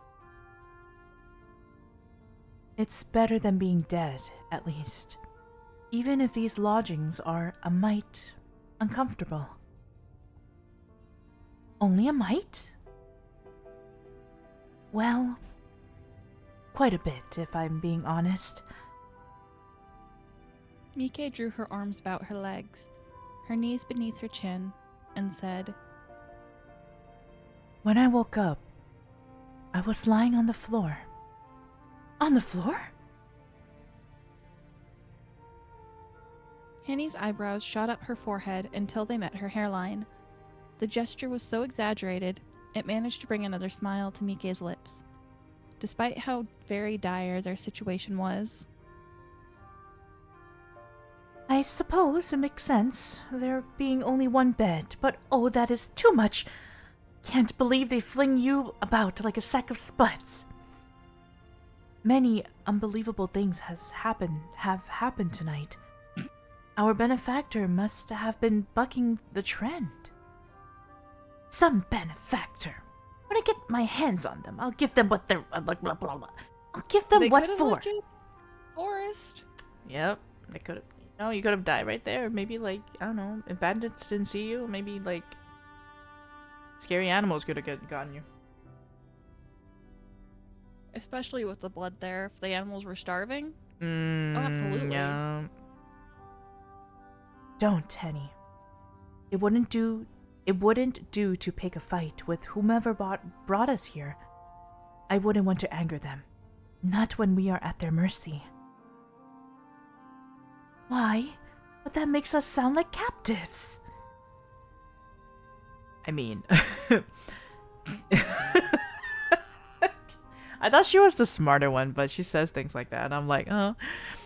Well, it might come across that way, but you also need to remember, oftentimes maids and most personnel in a noble's household, outside of maybe the butler, were honestly very uneducated. The only maids that you'd normally probably find educated would be the ones working for the actual royalty, because they were usually young noble girls that would be hired on, and that would be their prestige increase in trying to find fiancés and the like too. And the butler has to be knowledgeable either way, so. Yep, because the butler's usually the one that will teach the male heirs. Is that not what we are? This is a cell, after all, and we have no means of escaping. We're being treated like prisoners. I know, but it still stings. I don't care about me, but I don't want to see you being treated like a convict. Not when you've been through so much. You've been through worse. At least I don't remember what happened, unlike you. And you're the one who'll be saddled with the consequences. Or Mike. It was your parents, not mine, who were... Well... I don't expect there's much point in trying to suss out who's suffering more than who. As it stands, we're both in this together. We're both in this together. No, Sorry, I had to. we're not going High School Musical on this. I won't abandon you, Mike, so try not to worry. Keep your chin up, we'll get through this. Thank you, Henny. Stare. I almost believe it, coming from you. You should. I don't say things I don't mean, you know.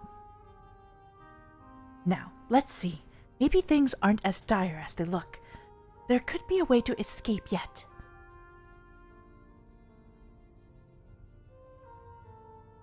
Henny rose to her feet, though unsteadily, and did a circuit of the cell. The shadows made it seem larger than it was, for they obscured the walls, but it did not take Henny many steps to canvass the full length of the dingy room. She pressed her fingertips to the walls, then her ear, as though the stonework might whisper their weaknesses to her. But the walls, of course, remained mute. Henny then took the bars between her fingers and squeezed experimentally, but they refused to yield. Oh, come on. Fuck this shit. Frustrated, Henny gave the bars a kick. The tip of her shoe collided with them, loosening clods of dirt from her soles. But damn it all. the bars refused to budge. They were quite impenetrable. Sighing, Henny changed tack. She moved from the door to glance up at the window, but this was similarly barred, too, high up to her reach, and much too small to squeeze through. It almost seemed like a miracle that such a small window allowed any moonlight at all to spill into the cell when the clouds and the fog shifted. And? He just sits back down pissed off. He's like, God dang it. Mike asked when a disenchanted Henny flopped back down beside her with a rustle of her skirts. Did you uncover anything? Naffle sept. That we're more trapped. Naff all. Na- That's 2 words there. I thought it was one one word. I didn't see that. No, it's naff all. Naffle sept. That we're more trapped than I thought. Wow, it's that English I can't. I thought you might have come to the conclusion. Yes. God. Mika just staring, watching Henny like, I know you're not gonna find anything, just sit the fuck back down. Right. Henny kicked off her right shoe, then began to massage her feet, which had begun to throb. This is a rum situation. I wonder what we're to do. I don't think there is much we can do, other than wait. I suppose you're right.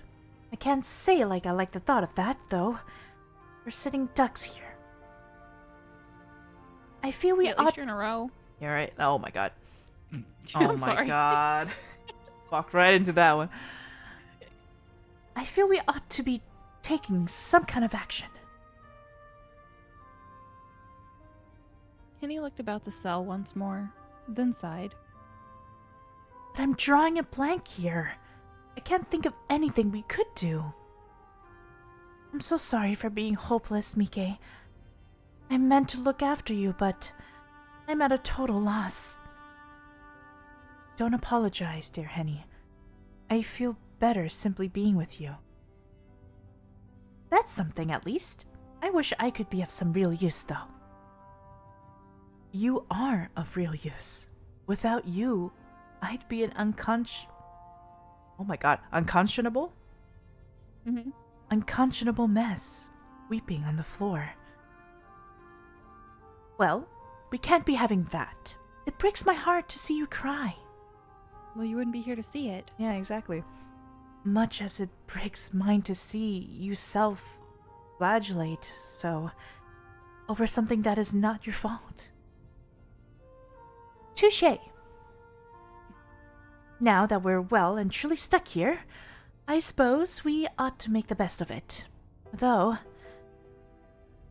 I've had a bad feeling about this place. It gives me the creeps. I don't know who imprisoned us here or what cause, but they've no manners to speak of. Why, it's almost as if... I feel like I heard a door. Oh yeah, that's my gate.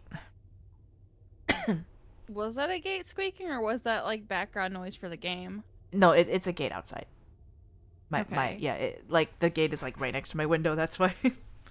Gotcha. It was like a creak and I was like, is someone coming down Yeah, the I know, right? stairs? No, it's not. It's just my background noise. Henny began, but she found herself unable to finish this sentence. A sound issued forth from darkness, emitting from beyond their tightly sealed cell. It was a faint sound, but Henny still heard it, hovering in the sour and musty air. Speaking of, It sounded like a scream. oh god, here we go. Good God! What in the world was that? A scream. I suppose that was. Oh yeah, it's the wind. Because there's oh so much wind blowing through this damp and Totally. dusty prison. Totally. Do you really think so? Yes, I imagine. Mm-hmm. Mike answered in the affirmative, though deep down, both she and Henny knew the truth. That had not been the wind. It had been too raw, too pained, and though faint, unmistakably human. Oof.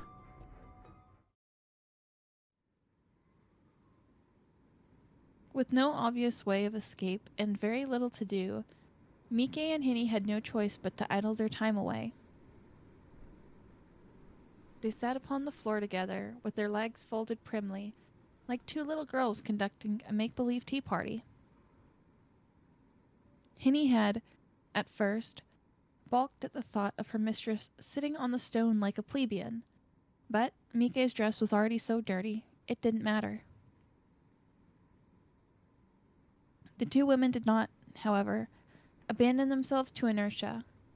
Henny knew they had to do something to take their minds off their ghastly predicament. Oh, give me 1 second. One. You're good.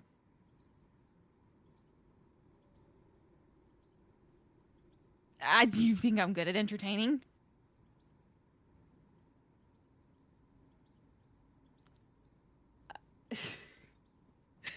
Oh, no.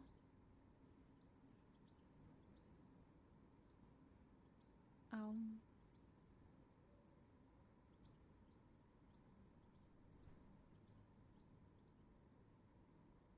And this is where my awkwardness skyrockets.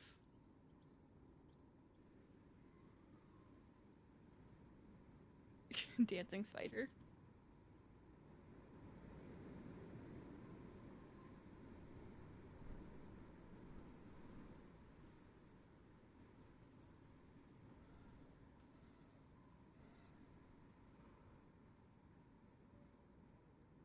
Just talk more about child labor.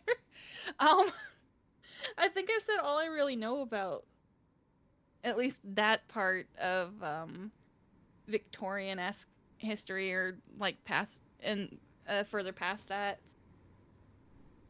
So unless something else pops up in the text that prompts me to say something, I am really bad about that. So I'm bad about sidetracking things when something pops up that I looked into because it was something interesting. So I have a bunch of random, potentially useless knowledge.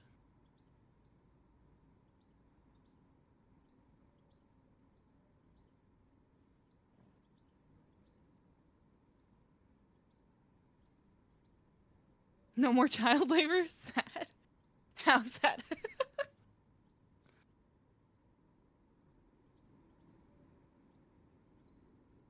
um, Depending on the era and the actual place, sometimes they would, to a degree, hire, I guess, other noble children to be friends with their child. Like, to form connections and stuff, they'd be like, hey, your kid's around this age of my kid. They can play together. They can grow up together. Like, they can form these connections, and then going forward will be, like, they'll be like an alliance of sorts or something. That was also how agreements for engagements used to happen quite a bit, I guess. It would be like, this person had a son that was, say, 10, and this family had a daughter that was about 5. And they'd be like, well, once they're grown up, they can get married. A lot of verbal agreements in childhood and things like that. Arrangements were done well in advance.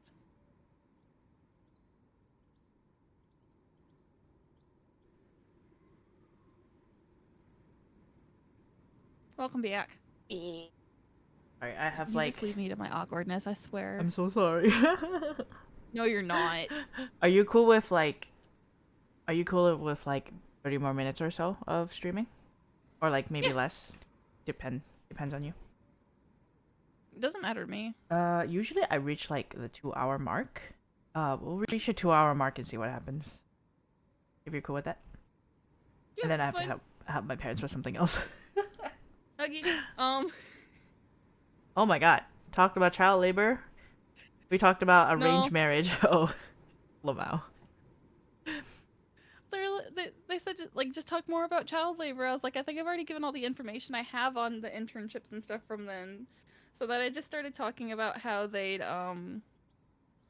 form alliances or like hire other noble children to be friends of their kid Oh yeah, that happens, yeah. and the like, and then how like one family would have like say a 10-year-old son, another family would have a 5-year-old daughter, and they'll be like, well, they can spend time together, they can get to know each other, and then when they grow up, they can be married. There you go. That's how you do it. Choco, no. What? Well, Bad. back then, I can't wait. We can't control what it is like back then. You didn't say back then. You just said that's how you do it. That's how that's how they do it back then. Like it's like But you didn't say back then. oh, sorry, back then. Doofus. Oh my god. You know what I mean. Okay. Only because I've known you for so long. Yeah. Sometimes I just like feel like, huh? Sometimes. All the time. Yeah, that's how you do it. Giggle. Giggle maniacally. That's not what I meant. Good job. Okay. Sorry. Go ahead. Fortunately, Henny was not empty-handed. She had in her pocket, alongside the kerchief she had used to wipe Mike's cheek, a pack of cards. Yes, because you carry playing cards with you Yeah. in a dire situation. In all fairness, they were in a carriage. She probably brought Yeah, them for amusement. yeah, exactly. That's what I thought too. These cards were worn and bent at the corners, but they remained perfectly functional. For want of a better way to use their time, Henny proposed to Mike a game of Joker, a game which Mike agreed to. The two women played several rounds of Joker, examining their decks and dispensing of cards. The game did not require a great degree of tactical thinking, but it helped alleviate some of Mike's worries. It could not, alas, alleviate the cold, but Mike had been shivering for so long, she had almost grown accustomed to it. She had been in the dark, dank, miserable cell for so long, she could scarcely remember how it even felt to be warm. Had her journey to Augsburg continued unimpeded, she would now be sitting by the fire in Walter Gerhardt's living room, or else tucked up in one of his many guest bedrooms with a warming pan at her feet. Maybe that's her fiance.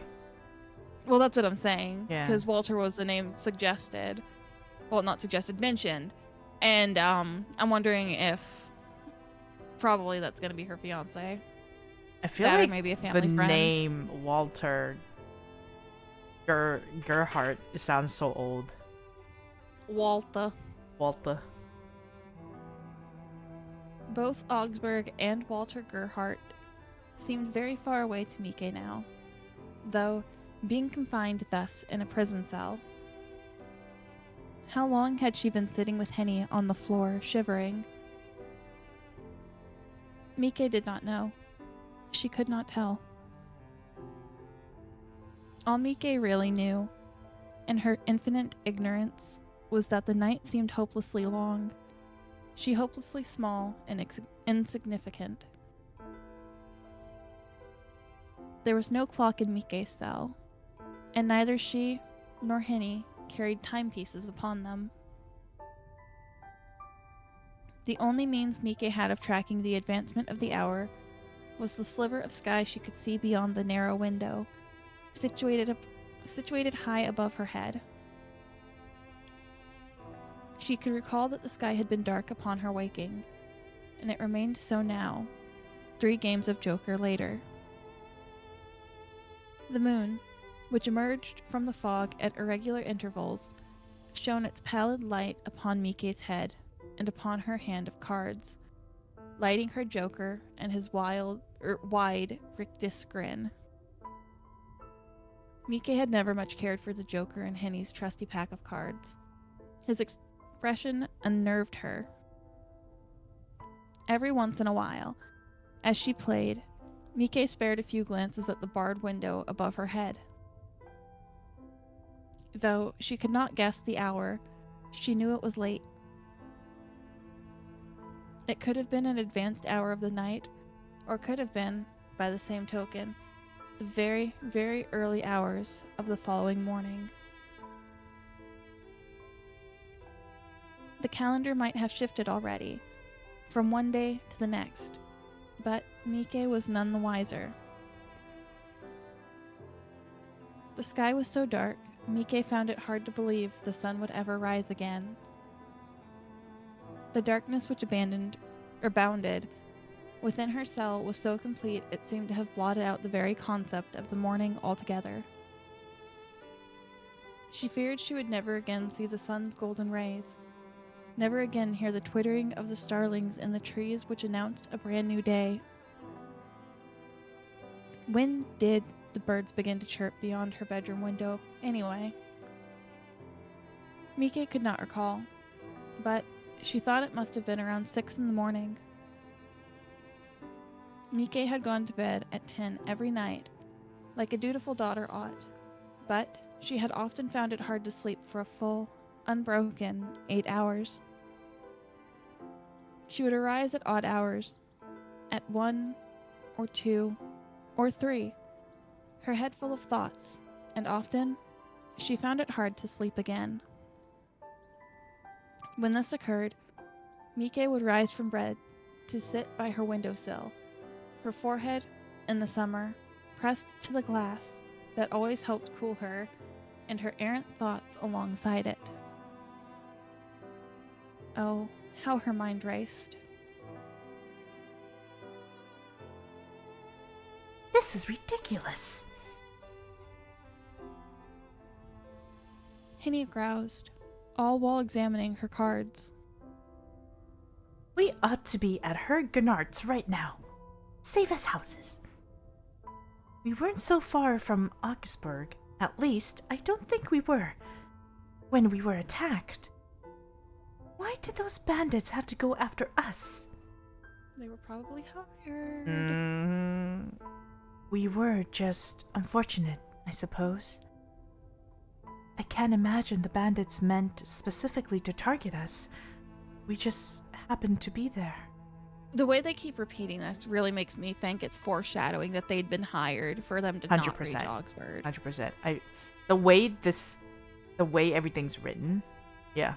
And I don't think it's the father, which apparently is named her. I don't think it was the father that would have done it. I bet the son, Walter, didn't agree to, if she is his fiance, didn't agree to the engagement because he had someone else in mind, or he just is a playboy of sorts and doesn't want to be tied down anyway. So, because the way she was raised by her family, she's probably more uptight to a degree. And he probably doesn't like that.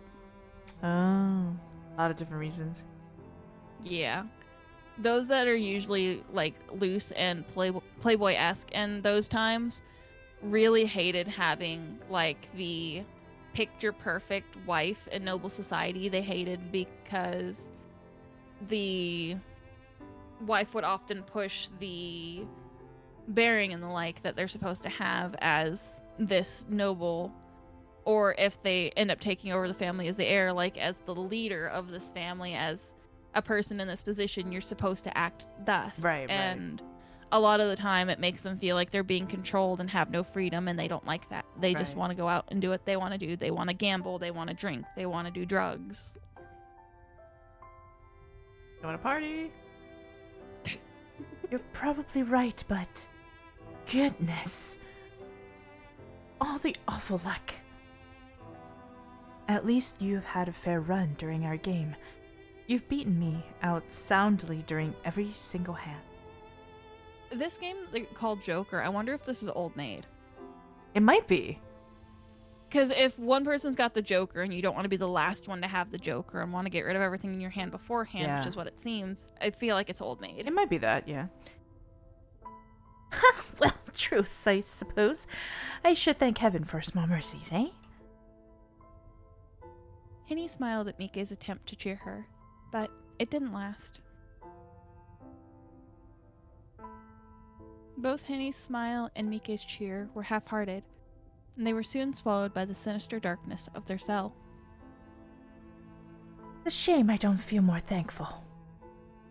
I wonder what her Gerhardt would make of this. He'd be off his head, I'm sure, if he knew that the state you've been kept in, Mike. I'm enraged too, for you and him. You deserve far better than this. You're a Von Essen, for crying out loud. So Mike Von Essen. The person who's holding us here will feel mighty sorry when they realize who you are. You're a real lady. They don't care. Yeah, it's her meal. Maybe. Mike's reply was vague, in both tone and meaning. Not even Mike herself was sure whether she meant to disparage Henny's optimistic assertions that her being a lady would grant her any favor with her captor, or whether she meant to challenge the notion she was a lady at all. Mike had been born to a noble family, it was true, with a lineage which could be traced back centuries, but the Von Essens were not what they had been. So this might be that situation. She's being married off to a wealthier family. Yeah. Half a century of poor financial decisions, and a grandfather with a compulsive gambling addiction, had led to the squandering of much of the Von Essens' wealth. While still in possession of their family home, and a veritable fleet of maidservants, the family's finances had been in a dire state ever since Mike could remember. Though not openly wanting for cash, Mike's parents had made a good many purchases based on their family's prestige, rather than the figures in their bank account. Mike's wedding to her... So Walter's the dad and her's the son. Okay. Got it. Had it backwards. Yeah. I was about to say, I was like, wedding... Walter sounds older, but yeah. That's fair, but do remember... Many people would be like, okay, so you got your grandfather Walter, and your father Walter, and the son Walter. That Walter Jr. Yeah, that's true. No, they wouldn't even do Junior. Walter. They probably have like Walter the second, Walter the third, or they just all be Walter. Yep. Or some variation of it, like Walt. Mike's wedding to her Gerhardt had been an attempt to shore up the family's wealth before they could fall from grace altogether, but that now seemed an impossibility. So So basically, she was being sold off. yes. I'm wondering if she knew that herself. Knew that what? That, her family's not doing very well financially, and Well, considering a lot of this is giving as if it's information that Mike had known. that's what I'm wondering. So, considering the maid servants or the butler or the like are usually the ones that will take care of the account book, while the nobles just spend the money. Yeah. They're not really caring for how much they have to use. They'll use more than that and then have to figure out how to come up with what they owe. Yeah. A lot of families in debt would do that to make it seem like, no, it's fine. We're still part of high society. We still have this wealth to flaunt. And more often than not, they're probably already part of rumors and the like and already very looked down upon by the others.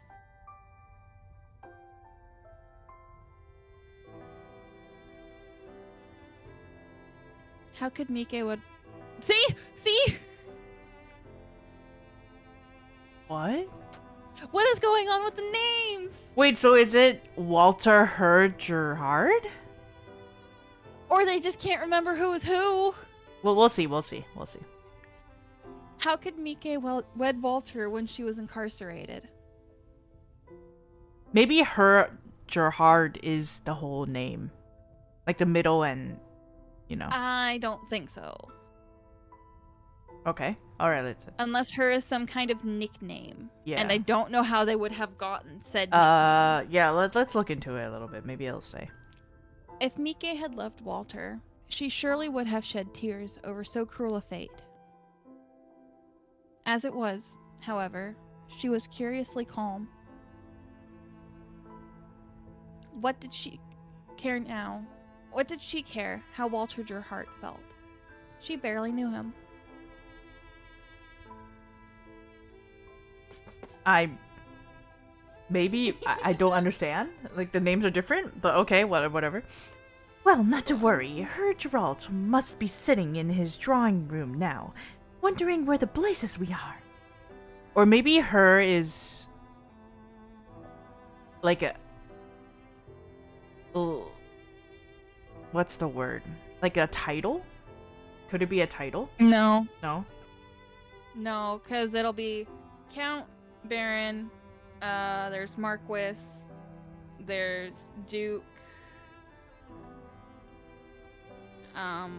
Sometimes you'll have like a baronet, but no, her is not a title. It's not a noble title. It's like the same type of name. Like the word, how like I use an example, but like in Genshin, Tartaglia is also named Child because of his title. But child means like a young man from a wealthy family is what child means in Chinese. So how it would be is like you'd have a baron or baroness, viscount, earl, countess, marquis, duke. Yeah, but it's like very that. general. So it's a very they'd general. be- It doesn't say like, it doesn't tell you if they're noble. It doesn't tell you if they're royals. It's a very general title name. Does that make sense? Yes, but I still don't think her is something that would be No? used. Okay. I don't know. Because otherwise they just call them like a noble or nobility. Right. Okay. Well, They maybe wouldn't go they'll by their clear it title or up period. somehow, or maybe They they're married to both. I don't fucking know. I better. don't fucking know. Like it's. No. If not, I'll just like literally I go will on have a Twitter. fit. I'll go on Twitter and then I'll DM the creator. I'll be like, I have a question and I really need the answer to this. I really do need the answer. We to really this. need to know. It's that important. Her Geralt is sure to send out search party before long. He'll be worried sick about you, Mike. Do you really think so? Absolutely. I mean, he is your fiancé. He's got to be worried. No, he doesn't. You're such a sweet thing. I don't see how he couldn't. Thank you, Henny. I appreciate it. In fact, he's probably the one who hired them. That's what I'm betting Yeah. on. My money is on the fact that he hired him. I wouldn't be surprised either. Don't thank me, Mike. I'm just stating the facts. If I was a man, and I had a fiancé like you can bet that I wouldn't let you out of my sight. Perhaps it's a good Well, thing you're not a man that and you already do that. I'm in here with you then. You at least know I'm right. I'm alright. Yes, you are, and I thank heaven on high for it. You know I'd do anything to keep you safe, Mike. I know. Mike could well believe that, coming from Henny. When it came to Henny's claims about Walter, however, Mike was less certain. Maybe it is a nickname. You know? Wait, That's what I'm wondering. but is Mike the only one saying Walter? I didn't notice. I that didn't we've pay seen attention. so far, you forget we've only had 2 people. Yeah, that's the thing. But did Henny 'Cause say Walter once at all? Henny's using her, Mike's using Walter. Maybe that's it. That's the nickname. That's what I'm wondering, so we'll have to see. Yeah. Because I didn't even notice. Ooh! Ooh! What did she know about Walter, really? Other than his age and his occupation, and how fabulously, excessively wealthy he was. Yeah, that looks like a Playboy. Look at all the gemstones. Hell. All up in front. I could have yanked it. Yeah, sell it on eBay. Mike had met Walter on only 3 past occasions, and they'd exchanged almost as many words. The man was a stranger to her, and Mike's desire to marry him was inversely proportional with her parents' desire to see her walking down the aisle. He's young as a... He might be early 20s. He might be like early to mid 20s. Yeah. I'm thinking like 24, 25 maybe. Certainly Yeah. somewhere between Well, there. unless he's actually 21, but I doubt it. But we'll see.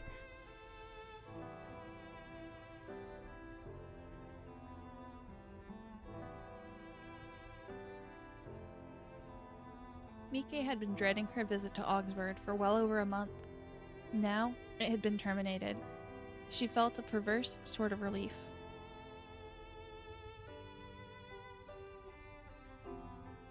Part of Mike had even begun to wonder whether the bandits' attack had brought with it some good, alongside all the bad. But that, Mike chastised herself, was hopelessly cruel. Are you cool with like finishing this act? I think Yeah. finishing this act would be like a good spot. If we even know where it ends. Yeah, we'll see. I feel like it Were her almost should parents' be. lives truly worth that little to her? Yes. Let me save this just in case.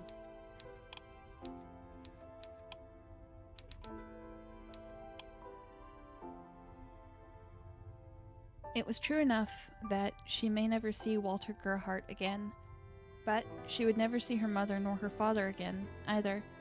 Taco quick with that, yes. Yeah. It was not a fair trade, not by any stretch of the imagination. How could she ever have thought of such a thing?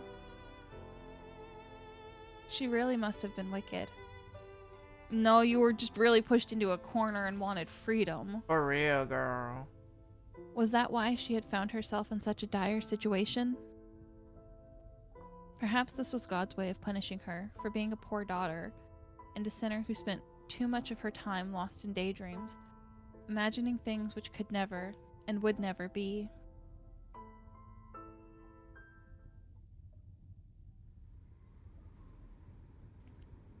Mike and Henny sat in their cell for what could have been minutes, or hours, or even days, whiling away the time. By God, there was so much time. With continued, unending, incessant games of Joker. Mike's heart was not in the game, her head being otherwise occupied, and Henny trounced her soundly 12-1. Henny was better than Mike at card games in general, so this came as little surprise. Mike was accustomed to losing, and accepted her failures with good grace. There were more important things in life than card games. Yeah, I mean, like, the fact that we are still in a prison cell. Yeah, Hey, at least we didn't hear another scream. you're right. And in any event, Mike was glad to be rid of the eerily grinning jokers in her deck. It was the wind. It's the wind. Sure. Little of note happened during these dead, empty hours. Mike had begun to wonder, in a detached way, as Henny launched into their 14th round of Joker, whether they would ever meet their rescuer. Perhaps whoever had hauled them from the forest had done so, not as an act of kindness. Oh, But- sorry. No. But as a means of prolonging... Hold on. It'll pop up on the screen for me in a minute. But as a means of prolonging their suffering. Maybe they meant to keep them locked in this cell, alone, until time itself slowed to a trickle, then ceased. The squalid stone walls tumbling down about them to crush their emaciated corpses in the debris. But soon, shockingly soon, or so it seemed, despite all of the interminable waiting, Mike found her hypothesis proved wrong. Hypothesis is what I was about to say. Hypothesis. Hypothesis. Hypothesis? That's where my mind was switching letters. She could hear, above the sound of Henny shuffling the deck, a sound. A door! Oh! Oh! Footsteps. Here we go. The footsteps were quiet enough at first that Mike wondered whether she had imagined them. But as the seconds elapsed, they became louder still, until even Henny heard them. Goodness me! Henny fumbled with the cards, then threw them down. Red hearts and black spades split across the stone. Can you hear that, Mike? Yes, I can. Somebody must be coming. Our rescuer from the woods, do you think? They could be our rescuer, yes, but maybe...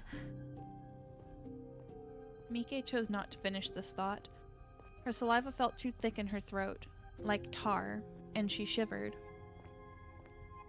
She didn't want to extinguish the hope which she could see, flickering now, in Henny's eyes.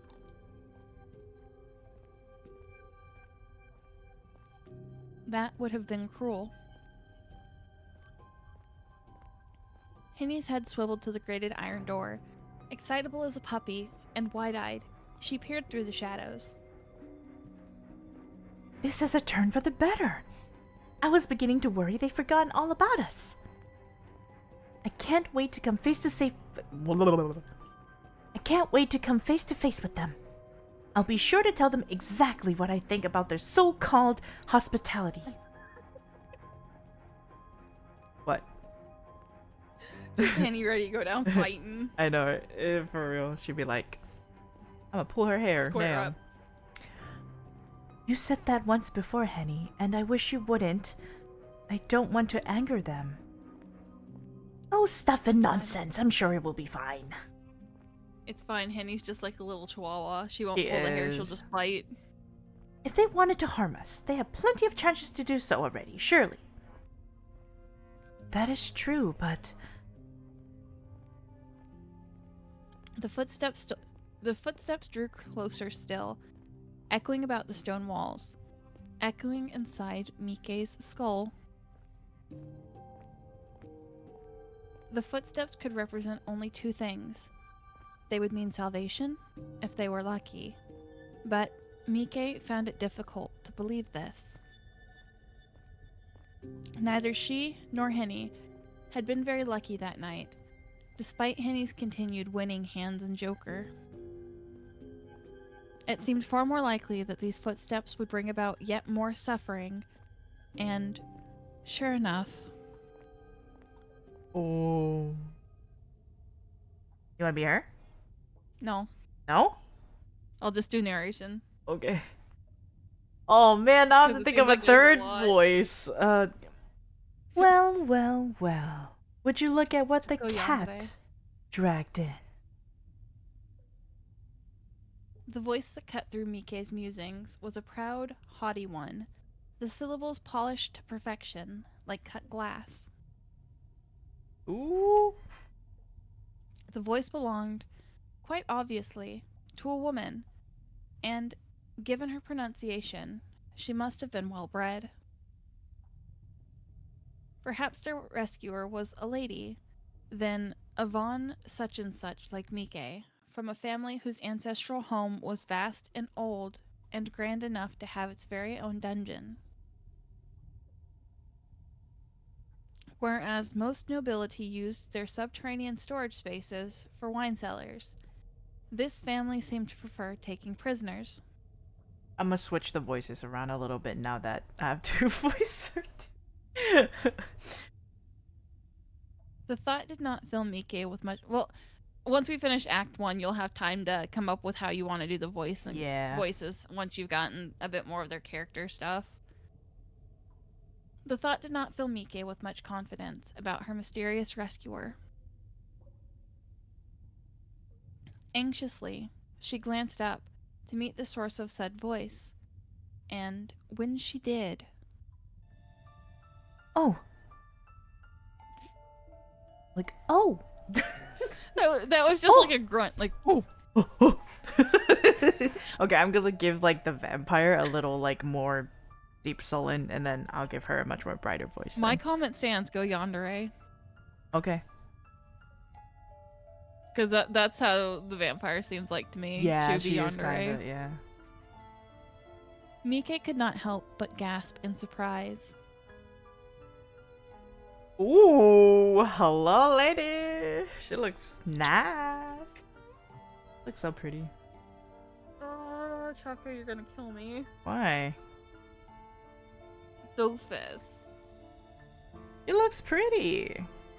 No, just the way that you go about saying Oh, sorry. it. The owner of the voice, who now stood upon the opposite side of the cell's door, was not at all what Mike had imagined.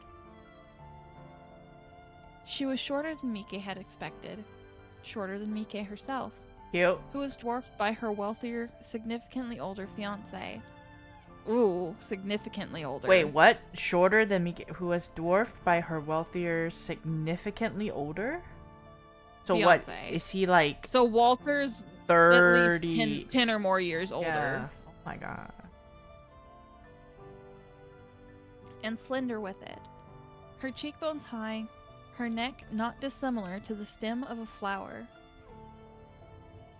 You're so cool. Her skin was frighteningly pale, like that of a corpse, and beneath her eyes, Mike could see dark rings similar to those she often spotted during the long nights at her bedroom window, unable to sleep. Ulu just goes, woman. Yeah. The woman, or was she a girl, had hair so fair it was almost white. No, that's definitely white. Yeah. There is no almost. Maybe she thought it was gray. Probably like a pale blonde, Yeah. in all fairness. Because platinum blonde's the thing. Yeah, platinum blonde. Like hers is more silver though. I feel like. Yeah, Yeah. but that's still white to a degree. Oh, That's yeah. what would normally be described as white. Yeah. Which almost seemed to glow in the moon's light. Her hair was not worn in a chignon, but instead was loose. It was tumbled about her shoulders in waves, all disarrayed, in a manner which would have made Mike's mother swoon from the sheer impropriety of it all. The girl's appearance, but was she a girl, was striking, not only because of her indeterminable age, but because of her eyes, which were widely spaced and fringed with the most luxurious of lashes. You don't see that they're blood red. You just see like, ooh, you got Oh some full damn, girl! lashes. I love your lashes. Who did your lashes? Please tell me who did your lashes, girl, because I'm they be dead. on fleek. Her irises were not brown like Henny's, nor blue like Mike's. They were not green, nor hazel, nor gray, nor any of the other shades Mike had seen in the faces of her family's servants, and the attendants at the boutiques to which her mother took her, and the congregation at her local parish. Her irises were, instead, bright red, so much so they bordered on the visceral. These lovely irises were even redder than the blood which had seeped from Mike's sliced cheek, and seemed to be full of violence. The girl was a perfect stranger to Mike, but her eyes told more than pleasant chit-chat ever could.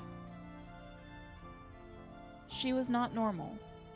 No shit. Like, the ears don't give it away, or the Right. fangs. Or just the sheer, like, color of her eyes or her, like, hair. Like, hello. Mike knew instinctively, as she gazed upon her, that she should keep her distance, if she could. But this only made her, conversely, feel even more enchanted.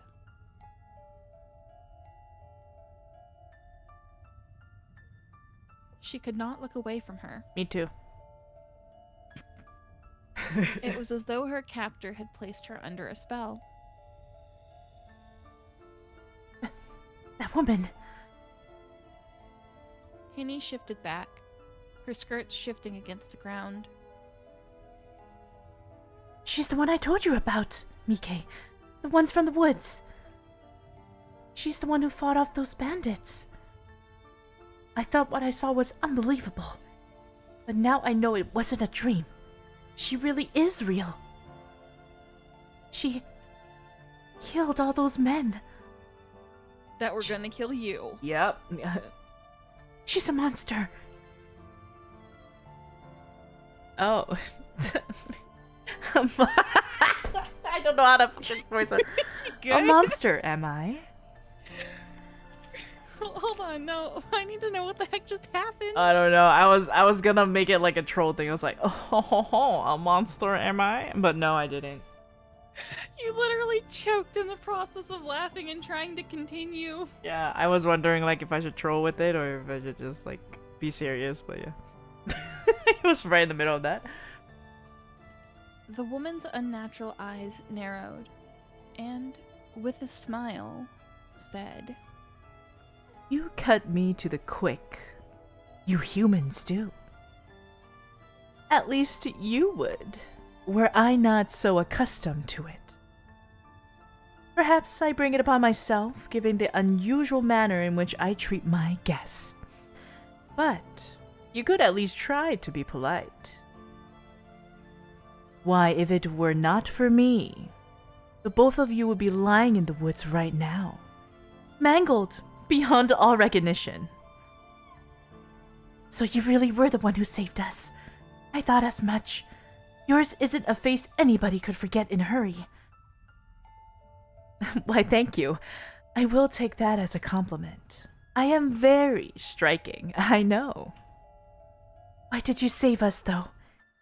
And how? I can't believe you brought us back here. Wherever here is. On your own. You must have had help. Oh? If only, but alas, I've not had any help for, well, let's see, it must have been a century, at least. A century? Hinny gawked at the woman, her eyes agog. But that would make you older than my grandmother. That can't be right. You don't look a day over 18. Oh, do you really think so? You're too kind. Laughing softly, the woman extricated a key from her pocket, then inserted it into the awaiting keyhole. Deftly, she turned it, and deftly, she stepped inside the cell, the hem of her dark cape dragging against the uneven stone floor.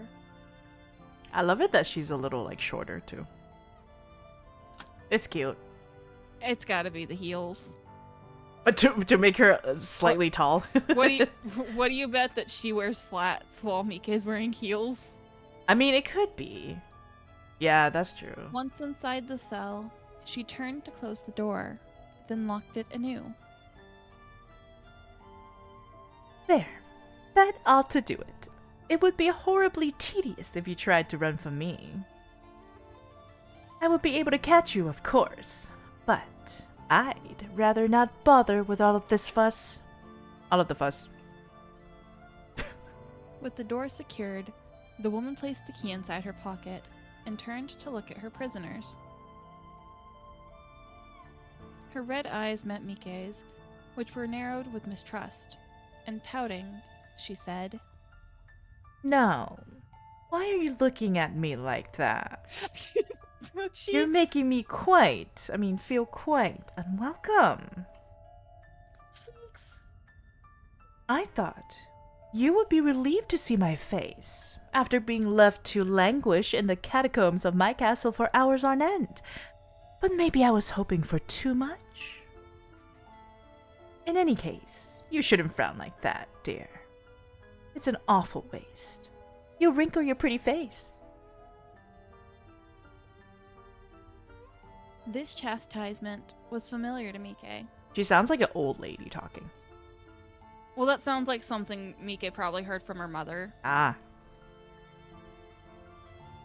She had heard it many times from her mother. Literally, that's right that you said that. While Mike had been trained to obey her mother without question. However, it was not so with this strange woman.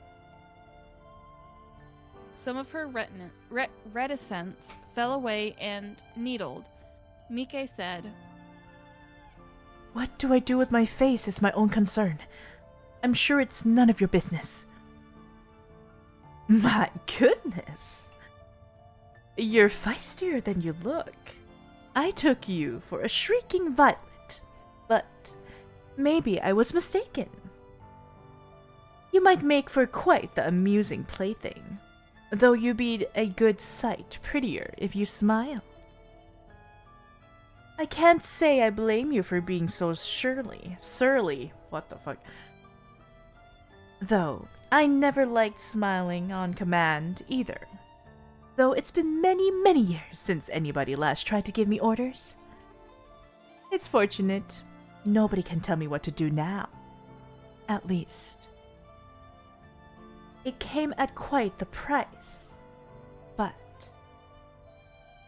oh well, never mind. Where are my manners? Oh. My name is Magdalena, but you may call me Lena, or Lena. Maybe Lena. My family's name, meanwhile, is of no particular importance. They might have commanded some respect back in the day, but it is not so now. They have long since obliterated. I doubt history will remember them. It would not You wish just to. absolutely skipped a word. Did I? Which one? They have long since obliterated. Oh, yeah. Pretty much. I mean, like... Been obliterated. Been obliterated. There you go. I am all that's left of their legacy. A fact I would very much love to rub it in their faces. But alas, I never got the chance. It is very nice to meet you. For the second time this night. She's so pretty. I love her already. So saying, Magdalena dropped a neat curtsy, taking hold of her cape in lieu of a skirt. But I am afraid I will not be afforded much of a chance to properly know you. While I would relish the chance to speak to a couple of young maidens such as yourselves, I have designs for you beyond idle chatter. And what do you mean by that, exactly? Only that, now I have brought you here, I cannot continue to let you live. You have already seen too much. What?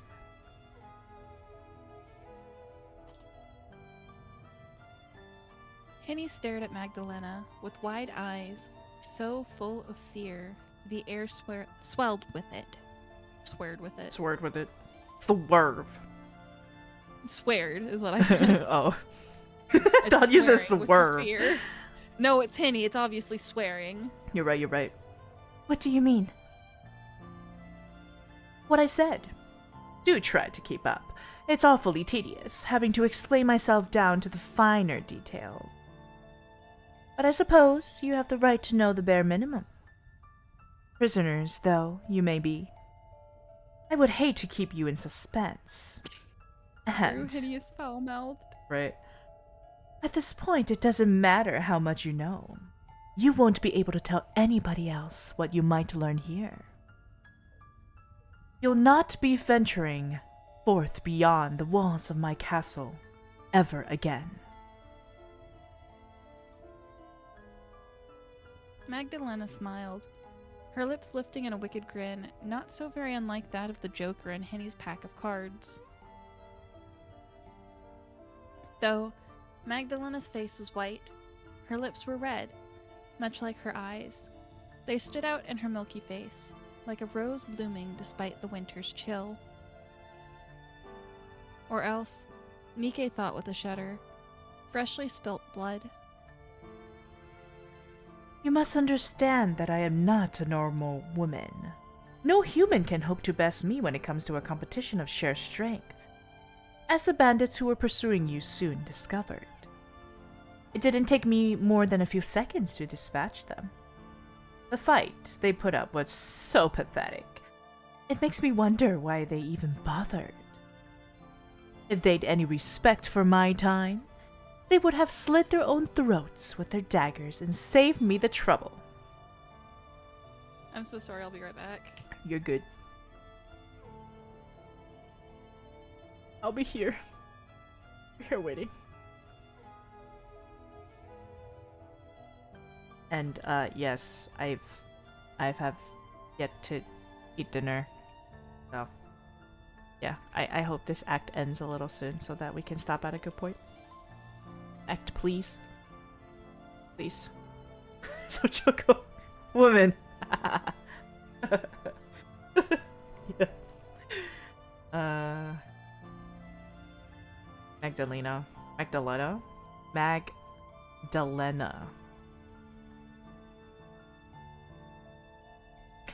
Sometimes I wonder how, like, vampires get their fashion. You know what I'm saying? Like, were they dressing like this before they became vampires? Choco not eating dinner? I'm shocked. Well, nah, that's a lie. No, I haven't eaten yet. As per always. Yeah, so that's why I'm like, please, this act should end soon so I can eat. But I think we've been doing pretty good. We've been going for like 2 hours and 30 minutes. Like a pretty good time. Dinner. I bought a new pan, so I really wanted to use that pan. I wanted to see how good that pan is. It's like non-stick. I'm very excited. I'm the type of person who's excited from like little household appliances now. Maybe your clothes become infected as well. Oh, like suddenly, like right after you become a vampire, your clothing sense changed and your whole style just like went 180. Oh, what are you making? I'm not too sure yet. I have to see. I did go to Costco, so I got like a couple things yesterday. Went to Costco, so haven't thought about what to make yet, but I am for sure gonna use that pan for something. I'm very excited. Get that pan out. Hopefully that pan is good.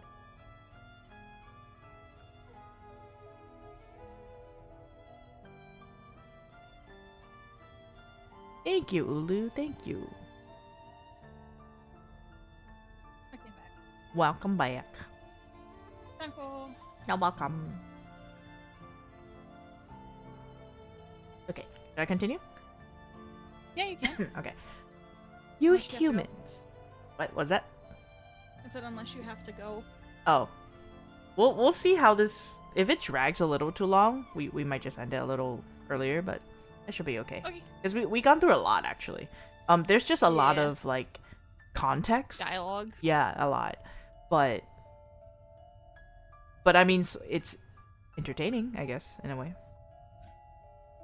Ooh. Spam detected. Uh-oh. Hmm? Oh, Seribot does this thing where Ah. if it's spam or if it's bots, they would ban it immediately without me doing anything. It's great. You humans can be awfully thoughtless.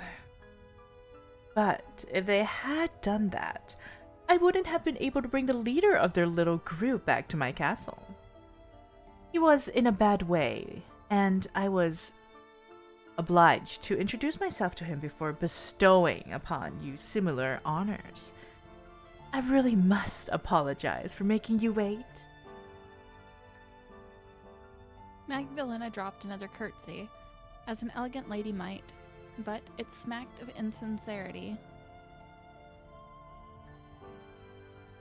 How many men and women had Magdalena brought to her castle, and how many had she summarily tortured? Mike knew of at least one, besides herself and Henny. The bandits' leader. Did you kill him? Eventually, yes. It was quite the sight. You ought to have seen the way he begged and pleaded and groveled at my feet. A grown man like that was practically made of muscle.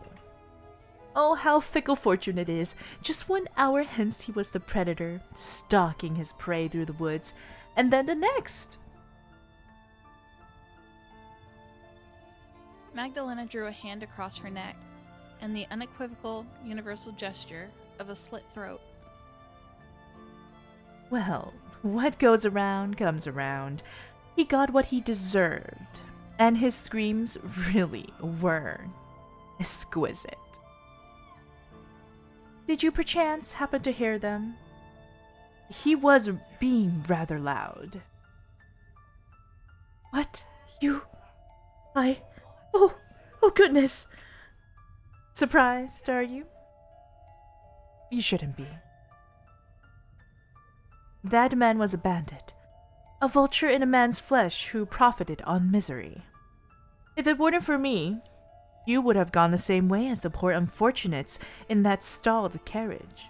The driver and the horses, too. Nobody was spared their ravages, man or beast. What was that? Sorry if you heard that. Oh, from a background? I was messing with my cup and I dropped Oh. a piece of ice. Le ice. They made quite the grisly mess. Were I a century younger, it would have been enough to turn even my stomach. Maybe that is so, but to gloat over another death like that, it doesn't seem Gloat right. over yours? Okay, right? I'm about to gloat over yours right now. You're twisted. If I am twisted, that is only because this world. Magdalena began, but then paused. Oh? A momentary furrow captured her brow, but soon it straightened out, as though nothing of note had occurred. Well, never mind that. I do not wish to spout cliches about good and evil. I would begin to bore myself. The fact of the matter is, that man got what he deserved, as did his compatriots. I took great pains to ensure that. I paid that brigand? I paid that brigand back Brigand? twofold for what he did to you. Did you know that he tried to be stoic in the beginning? Humans often are. Human males in particular. They've so much pride. It's funny, really. Like a cur like that would care so much about appearances. He was less than a man than he was a dog. But he still had pretensions of greatness. Or of grandeur. I soon stripped him of those lofty delusions, however. Humans are very alike in one regard, at least. You all scream the same after your bones have been broken, and you all bleed red. That man was a brigand. I'll grant you that. Who deserved the hangman's noose, but that's for a court of law to decide, not you. I mean, like, they really could have died if it wasn't for her, but I digress, Yeah. you know. Do you want to stop here? Because I feel like We can. it won't end, I feel like, you know what I mean? Like, it won't end anytime soon. Watch next time we start, we get like 5 minutes in and it goes to Act 2. Oh, that would be so funny. I'm gonna laugh. But that kind of makes sense, though. Alright. Yeah. Let's go back to the main menu. Oh, this is so pretty. Anyway, she gets to be dressed really nicely later, though, it looks like. Yeah. Oh my god, she's so pretty. Anyways, thank you for joining us for our stream. Let me go back to the chat screen real quick. There you go. Hit that one. Alright, guys. And that was a little bit of Cage of Roses.